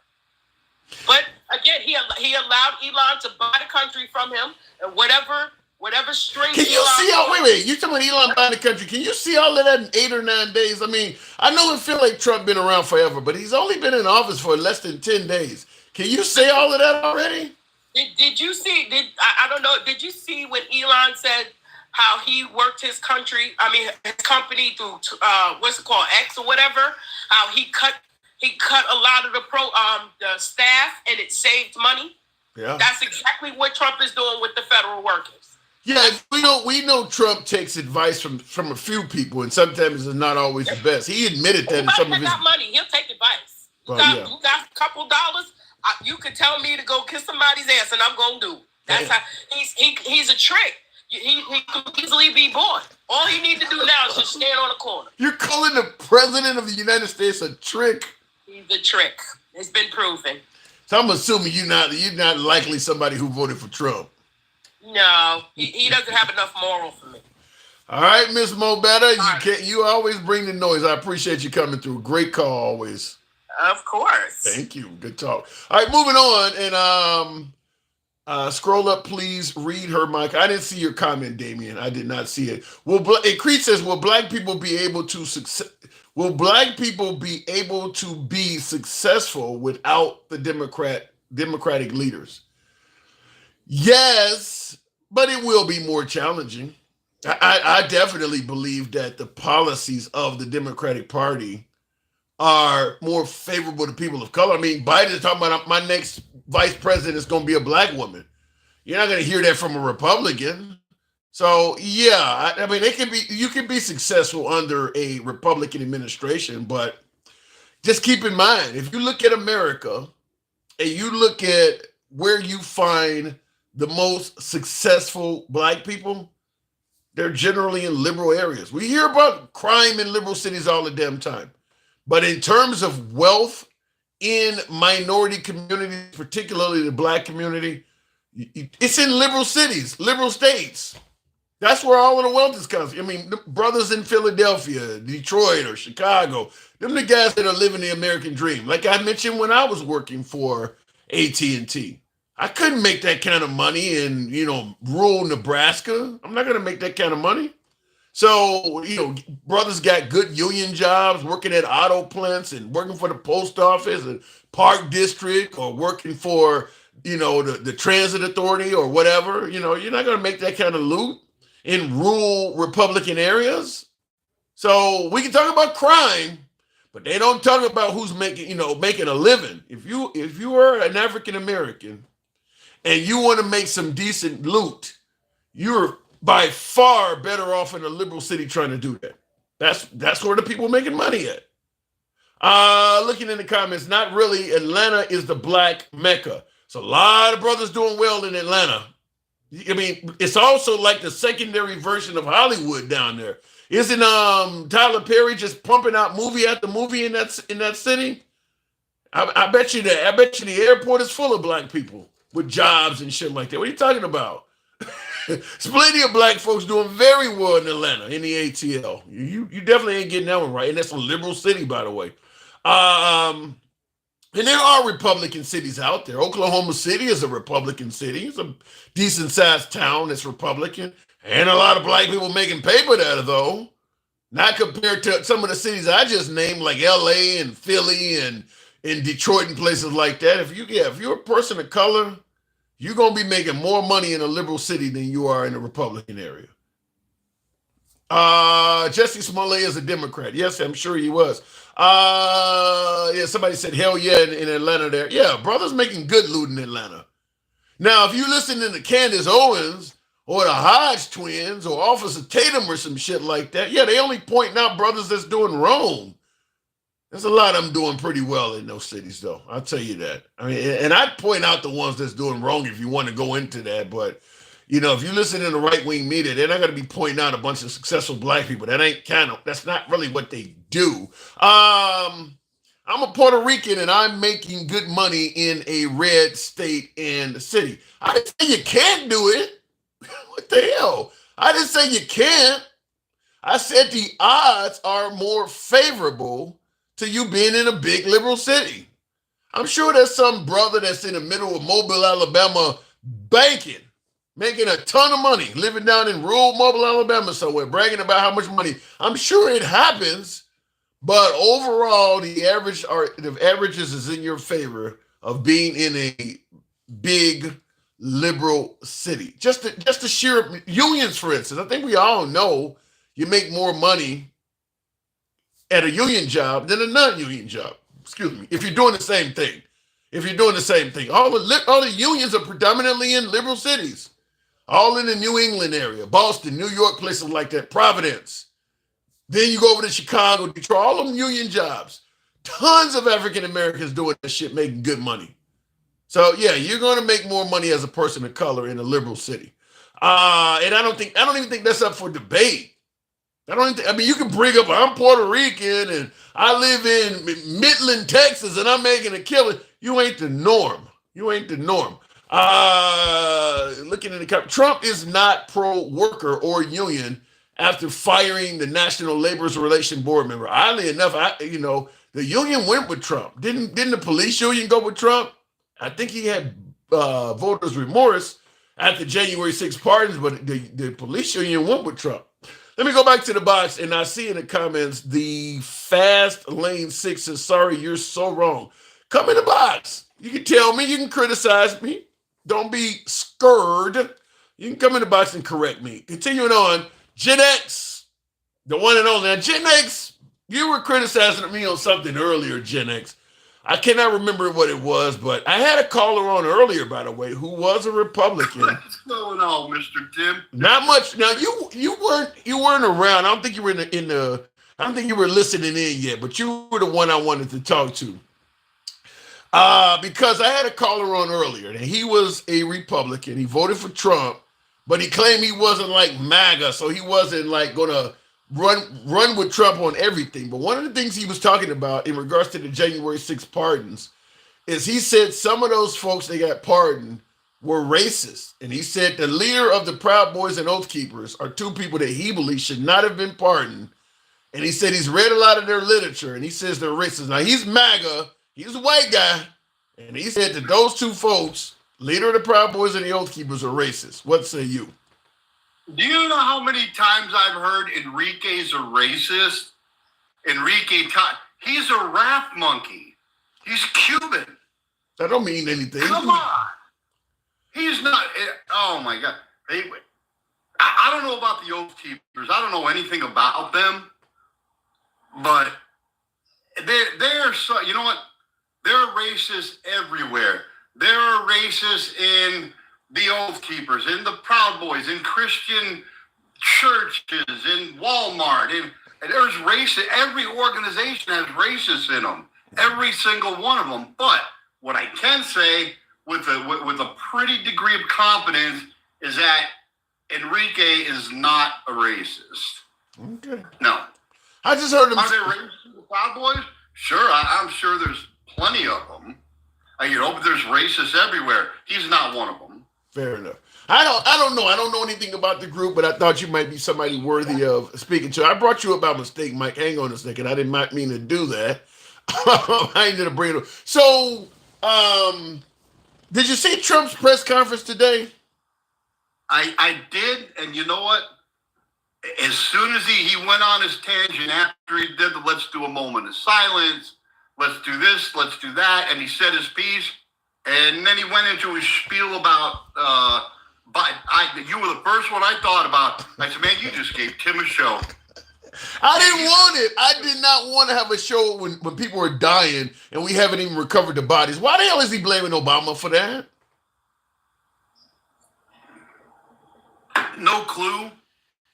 And as much as I don't think that, as much as I didn't want to hear that at a time when there's at a tragedy, it is what it is, man. The Democrats do the same thing. Biden does the same thing. Trump does the same thing. It seems that both of our groups go back and forth with this bullshit. There is nothing sacred. Not Easter, not tragedies, not this, not that. I don't know. Has Biden at a tragedy started blaming Reagan and Bush for shit? I don't know if I've heard that. He did it at Carter's funeral. He started jabbing at Trump. Carter's funeral is not a tragedy. The guy was like 100 years old. That ain't a tragedy. What I'm saying, Tim, is there are appropriate times to jab someone, and there are inappropriate times to jab someone. Both groups, both on the left and the right, and again, I'm far right on MAGA, but I think that there's a right time and a wrong time to bring up that shit. So you do think what Trump did today was wrong? I think it was in very bad taste. I think it was in very poor taste, absolutely. Now, he's blaming the helicopter pilot for the event. I don't know enough about it. I've heard very little about the ATC reports and this and that. To me, there's not enough information. Yeah. And I think that's the consensus among most, even some folks on the right, even though I think on the right, people are hesitant to criticize Trump because it can cost you viewers, followers, and even, something worse like your career. But I think everybody has the same consensus. Like, you got to let the NTSB do their job. You can't be on TV less than 24 hours after the event talking like you summed it up and did all the legwork and blaming folks and saying this is how helicopters fly and shit. But the right... I don't understand that. I don't understand why MAGA won't criticize Trump. Because you'll become a rhino. Because you will become a rhino if you do that. No. Yeah. Politically correct. I'm not politically correct. And you've heard me call Trump on shit just as quick as I will anyone else. I'm going to say this. You're not going to remain respected MAGA if you criticize Trump. You're going to be called a rhino if you do that. Now, here, let me say this. There's a difference between criticizing and disrespecting. If I disrespected, then I understand if my own fucking turned on me like cannibals. I don't know. Disrespecting, but criticizing, we're allowed to criticize. That's the American way. I don't see people like Nikki Haley disrespecting Trump. I mean, Chris Christie, he didn't disrespect Trump. George W. Bush and Mitt Romney, they're rhinos. They didn't disrespect Trump. Mitch McConnell never disrespected Trump. These are all people you guys are calling rhinos. Mike Pence, he didn't disrespect Trump. I don't know if I agree with you on that. Well, Mike Pence is kind of a traitor, so How is he a traitor? What did he do? He had a job to do, and he didn't do it, and we can go back and forth on that all day. It was Mike Pence stated that he intended to do what Trump wanted, which was not certify the election. But he talked to I guess his legal team or whatever, and they told him you don't have a legal right to do that and you'll get in trouble. And Chris Christie also stated that he told Mike Pence, because he said he received a call from Mike Pence, and he told him that if you do what he's asking you to do, you're going to be dealing with lawyers for the next 10 years. And when you see what happened to Trump, it's probably correct. And Trump got a lot of a force field or shield or love around him. Mike Pence will probably be sitting his ass in jail right now. I don't know. Maybe not. Who the fuck? You would have done it if you were in Mike Pence's position. You would have done that blindly like that. I would have done it. I'm not a pussy. You might have not seen any pussy for the rest of your life either. Yeah, I would have, because Trump would have pardoned me. Hey, you actually right about that. You actually are right about that. He probably would have pardoned you. But do you want that on your legacy? I mean, that's going to be on his. I'm reading right now, Bill O'Reilly. I want that on my legacy. The man that stood up and did what's right. No, it's not. Yeah. History, unless Trump releases something that shows the election was stolen from him, history is not going to say he was right on that. History is going to show that he tried to get Pence to pardon him, and Pence stood his ground and didn't do it. It ain't like Trump has shown us. It's been 4 years. Trump ain't shown us that. He has not shown us that Pence should have done that. I mean, he produced no evidence. You don't know that. The only one that can say that is history. You don't know that. History hasn't. History has not. Can tell that story. Only history can tell that story. Right. History has not. It's been 4 years of history already. There has been no evidence to suggest that if Mike Pence had held off on acknowledging the election like Trump suggested, that anything different would have happened. He would have just prevented Biden from being in office by whatever period of time, and eventually Biden would have became president. We haven't seen any history to suggest that Trump had a reason to do that. Dude, I love watching your chat. Dude, these armchair fucking warriors. Hey, man, I love their comments. These folks are just like yourself. They are politically astute, and they have an opinion. They're awesome. Okay. All right. So, especially my baby, Miss Mo Betta. I would invite Miss Mo Betta to join Sisters of Sandwiches. That's where all the women get together, all the sisters, and they learn how to make better sandwiches for me. I will have me a harem, like a shrine, baby. Sisters of Sandwiches. I'm going to start a website. Check it out here in the next couple of weeks. Oh, my God. Gen X. Every time you own, you memorable as hell. I cannot believe you just said that. So, rolling back DEI and affirmative action, you think that's beneficial to women and people of color? Some of your sandwich makers? Yeah, I think rolling back DEI was probably one of the best things that he's ever done. Look, I don't, like I told you, I don't think a lot of Project 2025 was right, but I do agree with a portion of it.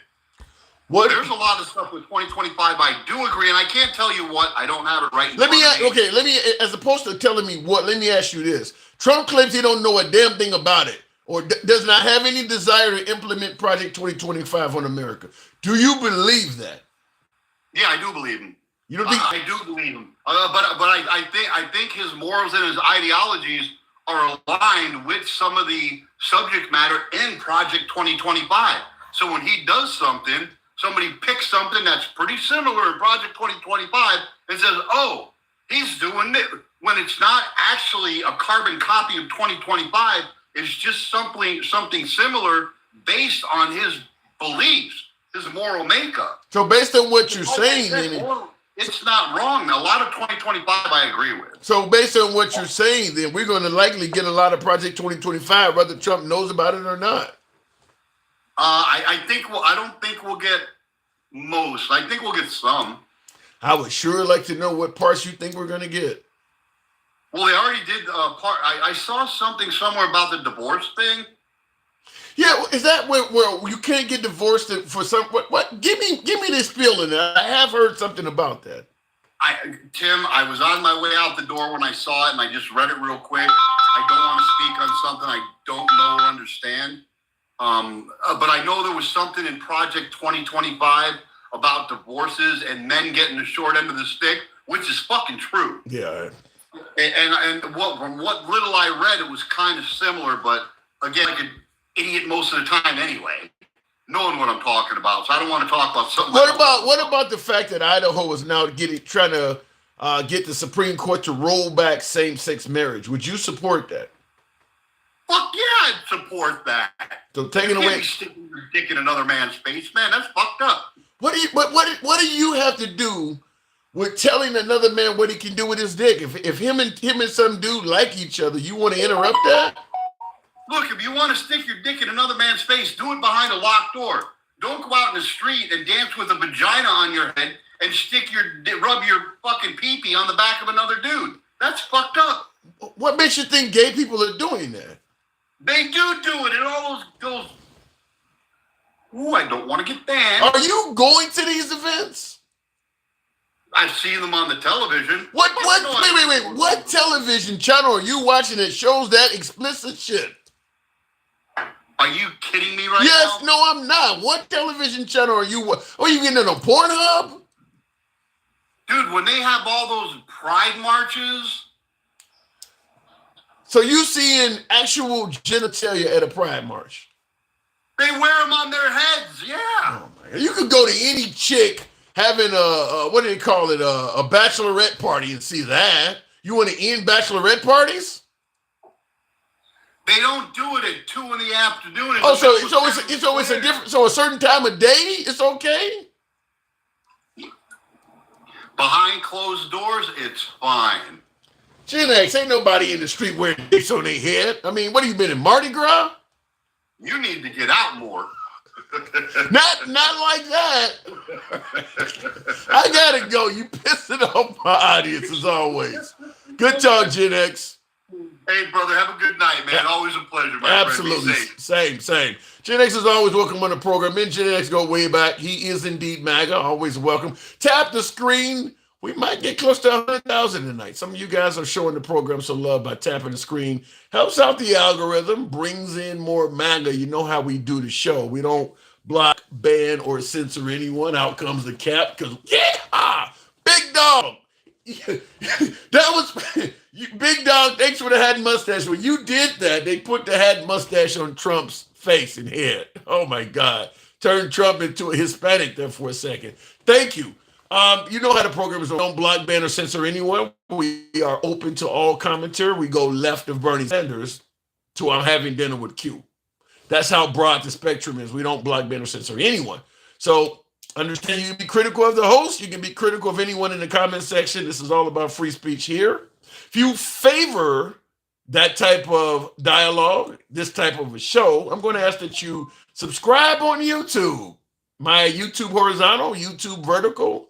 Feel free to follow on TikTok. Same on Instagram. We are currently on Instagram Live as well. Feel free to follow the program on Instagram as well if you like this type of dialogue. For my Instagram viewers, I just want to tell you folks, I'm still working with learning the app. So about every half hour or so, the Instagram feed will time out. If you're watching the program, understand I will bring it back live instantly because I've had to do it like 3 times already. So if you're watching me on Instagram and for some reason the show dropped, just understand it's going to come back up in about 5 seconds because the minute they do it, I just bring it back up. So that's for folks who watch on Instagram. My 3 favorite people, Handsome Zeus and Takesha Bowie, says Gregory Lover. Thank you. I'm glad to be in that audience. Continuing on. I did want to respond to a couple super chats to thank my viewers. Bandito says Trump is looking old and tired.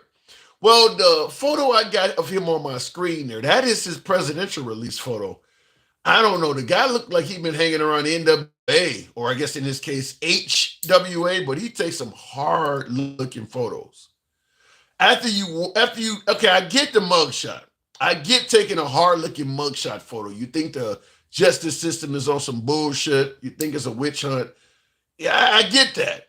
But this is his presidential photo.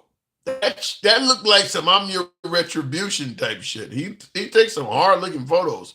Takesha said he repeated himself so much today.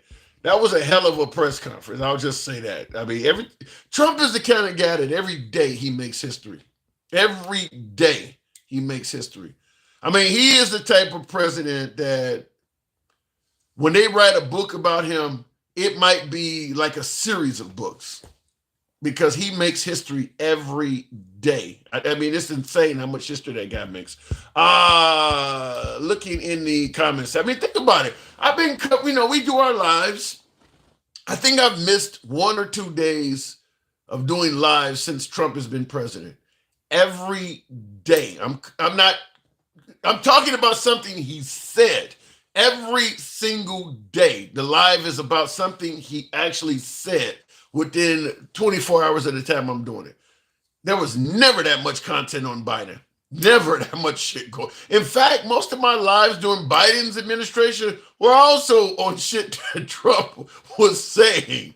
I mean, the man cannot stay out of the news, I swear to God. Sleepy Joe Biden and delusional Trump both need to go to nursing homes, says Bandito. Well, we got Trump for 4 more years. He ain't going. And you followed up by saying Biden and Trump have so much in common. No sense. Well, people think that Trump is very sensible. Biden, on the other hand, I think Biden would have helped himself a lot if he had just said Trump ain't worth debating. If Biden had simply said, this guy does not know how to debate, he don't know how to wait his turn to talk, there's no sense at all for me. There's no sense at all in me debating him. If he had not have debated Trump, we would have had a Trump versus Biden election. I don't know if he would have won. I think the numbers show Biden was losing. But mainly, I think the biggest punch to the Biden campaign is that debate performance. If he had not have debated Trump, it might, who knows? I don't know if he would have been better than Kamala Harris or not. I don't know. To me, I think the biggest determining factor for Trump, whether he would have won or lost, is a lot of things he's doing now that he never campaigned on. I don't think his numbers would have been as great if he had told folks he intends on going after Greenland or the Panama Canal. I mean, some of the stuff he's doing, he ran on lowering the price of eggs, gasoline, the economy back on par, and getting the border secure. Those are things Americans want. But he's in office now, and a lot of stuff he's doing, I don't even think a lot of black MAGA would have been jumping up and down for rolling back DEI and affirmative action. He didn't run on this stuff. So he's doing a lot of new things that he didn't run on. And you got to give him credit. He was smart enough, or at least his advisors and his handlers were smart enough to tell him, don't mention that. That ain't going to help your campaign. But now that he's in there, he's doing it. Do you regret voting for or supporting Trump, says Clue? I didn't vote for Trump. I think on paper, he deserved a second term for what he did on the first term. I didn't think what his first term was that bad, minus the pandemic. I think on paper, he would have been worthy of a second term, minus the pandemic. I didn't like the divisive internet rhetoric, the tweets, but in terms of how the country was ran, I don't think he did a horrible job. But the reason I didn't vote for him is in his second term, he was promising to give police immunity from prosecution. For me, that's a deal breaker. I don't care about the price of eggs or none of that other shit if you're talking about giving the police immunity. So once he said that, for me, I was done. Looking in the comments, I see Alfonso says, sure, you didn't vote for him. Right. Okay, you think I'm lying. Okay, fair enough. Jasmine Crockett, 2028. That's the bleach blonde. What did she say to Marjorie Taylor Greene? Bad built butch bleach blonde, a bunch of B's. In fact, I actually have the shirt. She was selling those shirts for like $15. I got it around here somewhere, but I actually have a shirt from the Jasmine Crockett's campaign. I like political artifacts. I did buy that. Looking in the comments, Harris should have pleaded the fifth during the debate. She would have won. Thank goodness she lost. No. I think Kamala Harris's biggest detriment is not having enough time. I mean, you only got 107 days to run up against somebody that people have known all their life. That ain't a lot of time. I think that was her biggest detriment. Travelman, one of my subscribers. Good evening, Travelman. Are you there? Hey, what's going on, man? You know what I always say, hanging around like Jesse Jackson at a Klan meeting. So, did you see the press conference? The shit show? You weren't a fan. Man, look here. Not only did I see that one today, did you see the one he did when he signed the Lincoln Riley bill? No, I did not. No, I didn't see. I was working when that happened. No, I didn't see that. It was terrible. It was terrible. And then he topped that today. Yeah, today's was bad. I did see today's. Yeah, today's was bad. You know what? It's not out of the norm. It is not out of the norm. That's his typical press conference. You remember during the campaign, everybody talking about, hey, well, they asked Kamala a question, and all you got was word salad. Trump don't even have a word salad. That's how jacked up he is. No, I think let me give you an example. Remember when he was speaking somewhere and the lady asked him about daycare? She asked him what was he gonna do regarding daycare. Yeah, he gave her a runaround answer. I do kind of recall that he didn't answer her question. That's what he always do. Yeah. It was a crazy ass. He did the same thing when he was working at McDonald's and somebody asked him about a minimum wage increase too. He did the same thing. He didn't answer the question. A lot of times what he says is gibberish. A lot of times, go listen to some of his. Go back and look at some of the questions that he never answered the question during the whole damn campaign. He won. But, he won. Every swing state. He won. How that happened? So basically, he went off the rails as soon as he finished with the moment of silence. Hold on. I always like the funny comments. I'll let you continue, but you don't like my music in the comments. That's the name. You don't like my music. He says in the year 1900, you guys, referring to you and me being African American, he says you guys would have been saying this ain't so bad.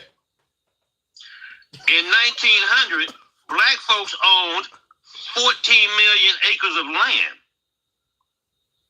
What you talking about, Willis? What are you talking about? Wait a minute, what? In 1900, black folks owned about 14 million acres of land, maybe even more. Yeah, so, okay. All right. I didn't know that. That's a fun fact that I did not know. Okay. But shit, you can't really, white people could come take anything they wanted from you back in 1900. They did. Yeah. They did. So that wasn't a good time for us then. No, it wasn't. Okay. We did.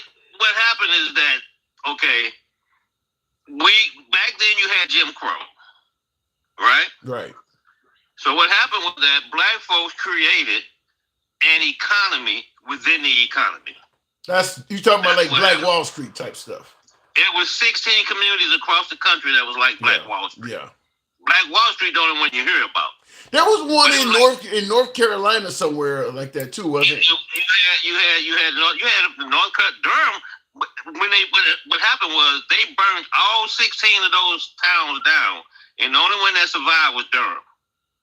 And then they built the freeway through that.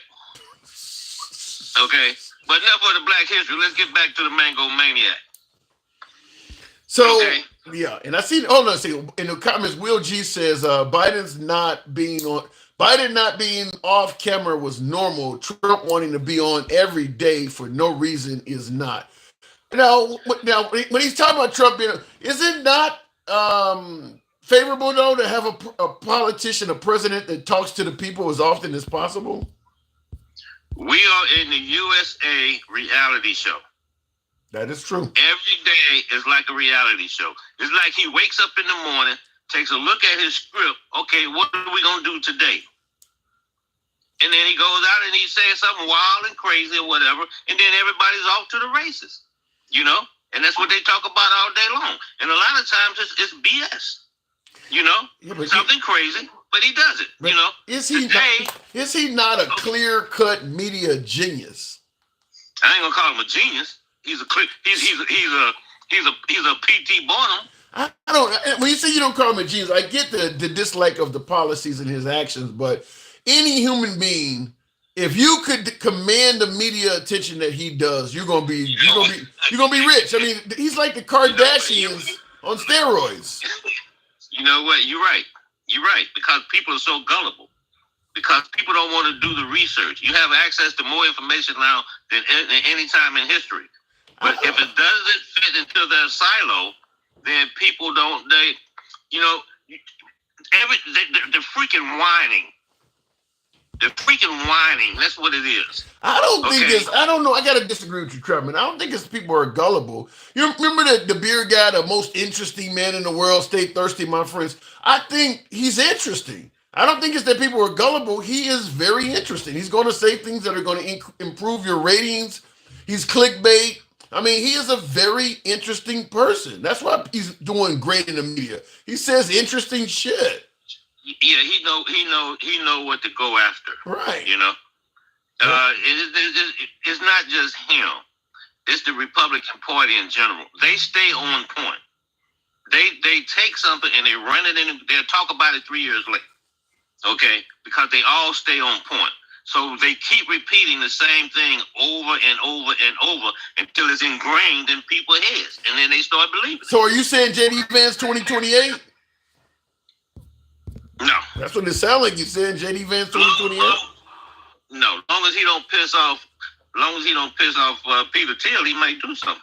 Elon Musk, eternal. Peter Thiel is J.D. Vance, Elon Musk.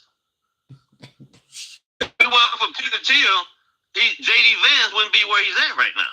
Now, you do realize that, I'm sure you've probably heard this, many of my viewers have, that there's at least one or two politicians, I think a Tennessee congressman, that is proposing legislation that allow Trump to run for a third term. Have you heard that? Yeah, I heard it. Think it'll get it? It's nice they set it up, though. They set it up so that you couldn't have won consecutive. You couldn't have served consecutive. Right. So that takes Obama out. Yep. Okay.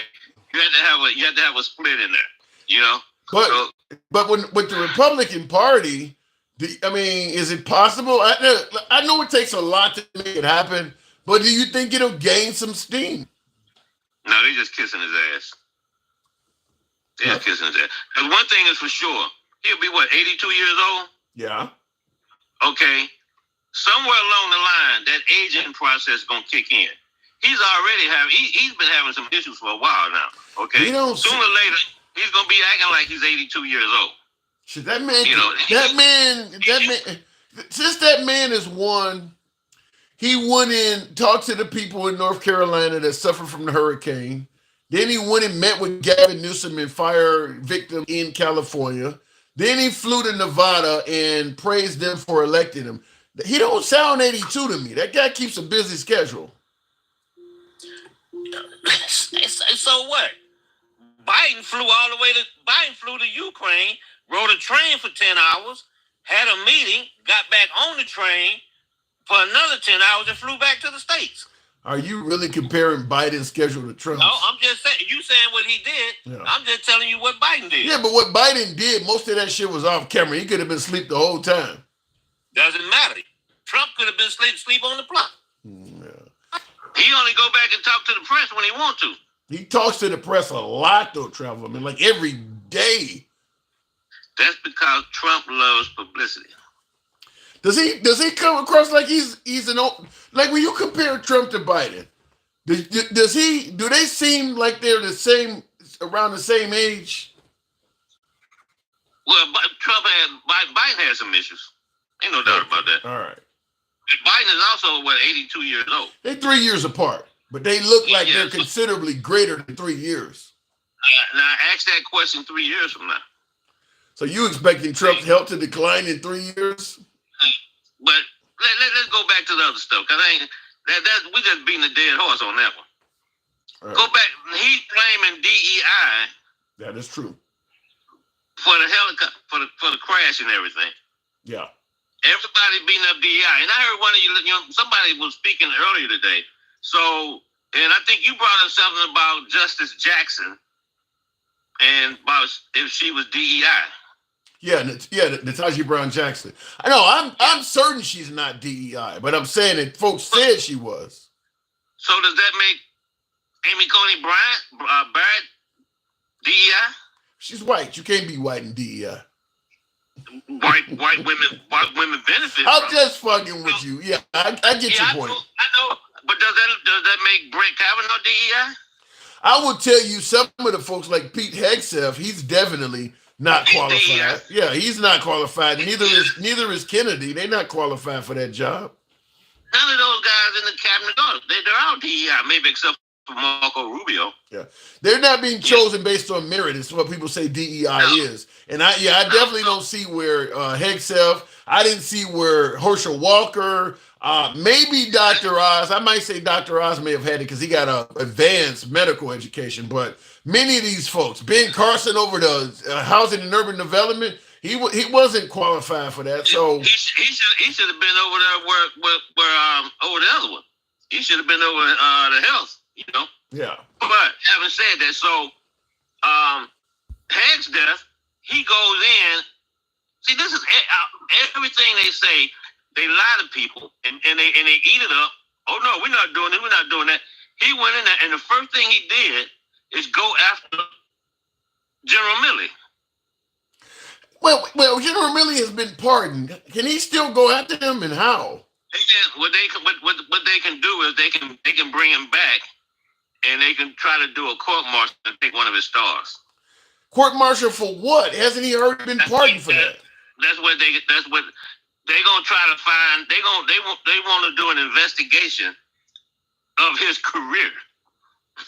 Okay, and then they're gonna try to use something they find back there to try to justify. Taking his stars. That's what they're doing. I guess the problem is, General Milley, he's a soldier. So right now he's already alienating people not only in the Pentagon but out in the field.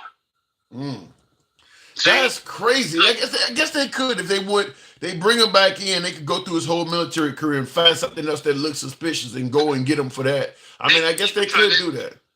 But they always every time somebody is dealing with somebody black or brown, it's a DEI. DEI is not based on skin color.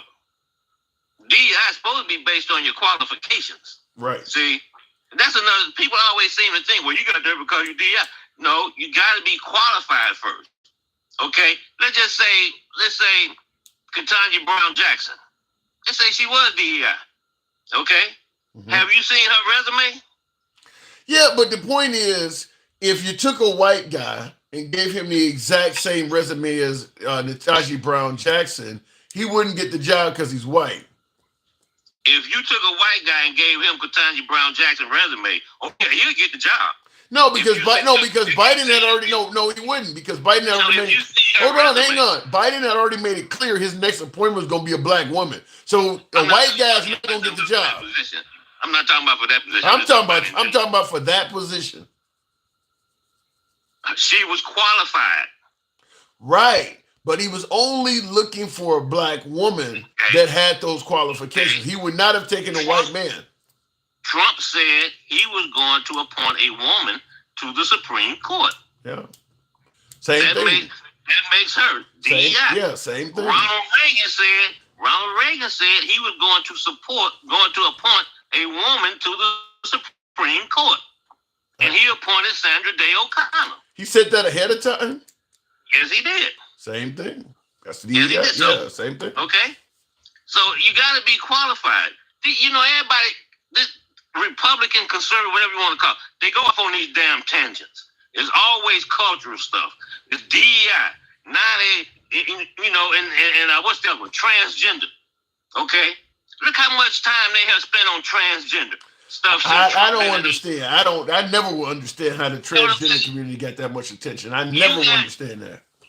Because they have no representation. So they can beat up on them. It worked. It works. It works. Because you got 350 million people in the country? Mm-hmm. 358 or regular whatever, 2 million transgender. Is it even that many? It's like 0.1 or something. Yeah, it's pretty low. Yeah, and look at how much time is spent on that. Yeah. It's a bunch of BS. That's all it is. And people get worked up in a ladder about it. But we can't do, you can be born with all kind of birth defects. You can be born with autism. But 100% of the people that's born in this world, their sex is right. It can't be wrong. They believe that God don't make no mistakes. Well, then there shouldn't be anybody born with birth defects. That's a great point. I've said the same thing. What I'm saying?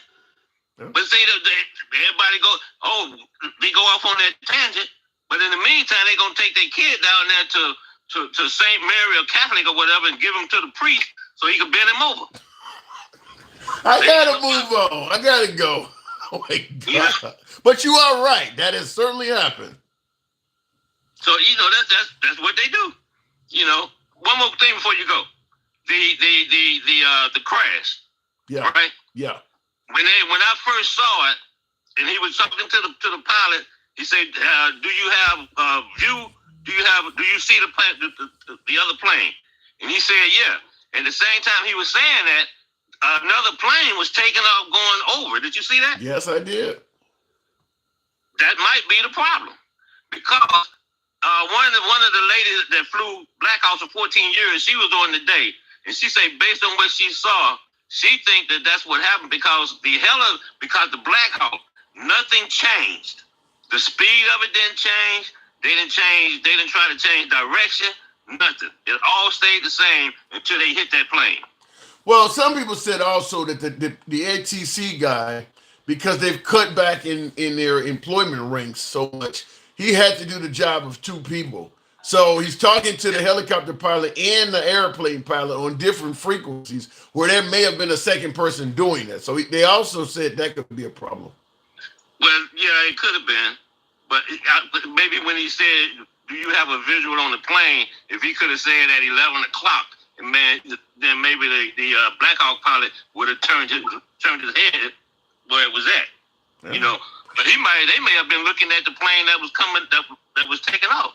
You know how compact Reagan is. I was just down there about an hour ago. Well, damn. Well, somebody got. I mean, this is what the NTSB is for, and why Trump should not have said something so soon. We'll have to see what comes out of this, but it will be quite a while before that happens. I got to move it on, no Travelman, as always. Thank you. All right, bro. Pleasure. All right, moving on with the program. Sean B45 says Russia and China are destroying America without firing a single shot. We're being led by an unregistered Russian agent. Damn. Well played, Vlad. Well played. That's what Sean B says. Doesn't Ice Cube have a song like that? Arrest the president. I got the evidence. That Negro is Russian intelligence. Ain't that what he say? I got the evidence. Arrest, something like that. Arrest the president. I got the evidence. And then he said, "Don't you know the new black is orange or something?" Something like that. He says, anyway, looking in the comments, you really think Trump doesn't know exactly who hired all these people in the tower? I think he could easily find out, Ted. He threw the word DEI around so many times. I do believe that either that pilot of the helicopter who he blamed for the accident or the air traffic control operator, one of them people is probably a person of color. Because he kept talking about DEI, talking about Obama and Biden put in some kind of policy that made DEI in the, I guess in aviation. and he's bringing it up. So my guess is somebody involved in this event is a person of color, because that's usually what DEI. When you hear the right talking about DEI, they're not talking about midgets and disabled people. It's usually somebody that's a person of color or a woman in some cases. And we know the air traffic control agent was a man because you could hear his voice. And you talk about flying Black Hawk helicopters. Generally, that's a male that's doing it. I mean, there's some female helicopter pilots, but you can bet, just playing the odds, it was probably a man flying a helicopter too. So one of them is black, in my opinion. One of them is either Hispanic or black.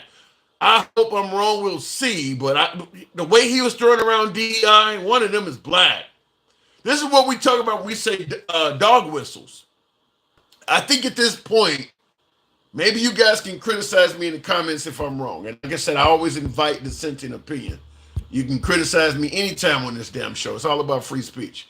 But in my humble opinion, DEI is almost a synonym for black. That's the way I view it. Maybe some of you folks have a different opinion, but when I hear somebody talking about DEI, there's usually a black person on the horizon somewhere. Could be a woman, Natasha Brown Jackson, but it's usually somebody who's black. I'm just going to tell you that. To me, that's the way I take it. So, you see the dog whistle. It's an actual, when people say dog whistle, that's based on a real, actual instrument. It's a whistle you can blow into that humans don't hear shit, but it drives the dogs crazy. When I hear DEI, I'm like the dog hearing that whistle. I'm like, well, who the fuck is around? Who are they talking about? That's what I'm hearing. When I hear DEI, to me, that equals black. Until I see otherwise, DEI is essentially, as Cleo says, a code word for black. That's the way I view it. Looking in the comments, I'm 41 years old. I'm not about to waste my life worrying about a white man liking me or respecting me. Respect is earned. Creed, now you say I'm 41 years old. I'm not about to waste your life worrying about a white man liking you or respecting you. Well, it ain't liking or respecting. It's doing shit that might affect your life, Creed. It's about doing things that may hurt your life, hurt your economy, hurt your safety, hurt your kids' upbringing. It ain't got nothing to do about whether he likes you or not. He's doing things that people believe affects their lives negatively. I will tell you this right off the bat. For instance, rolling back, and I see in the comments, the airline pilot is a 28-year-old white man. Yeah, I don't think it's the airline pilot, Will. I think it's either the air traffic control officer or the pilot of the Black Hawk, because he blamed the Black Hawk pilot for the crash. It's one of them. It ain't the airline pilot. I think the consensus has already came out that the airline pilot was only doing what he was supposed to do.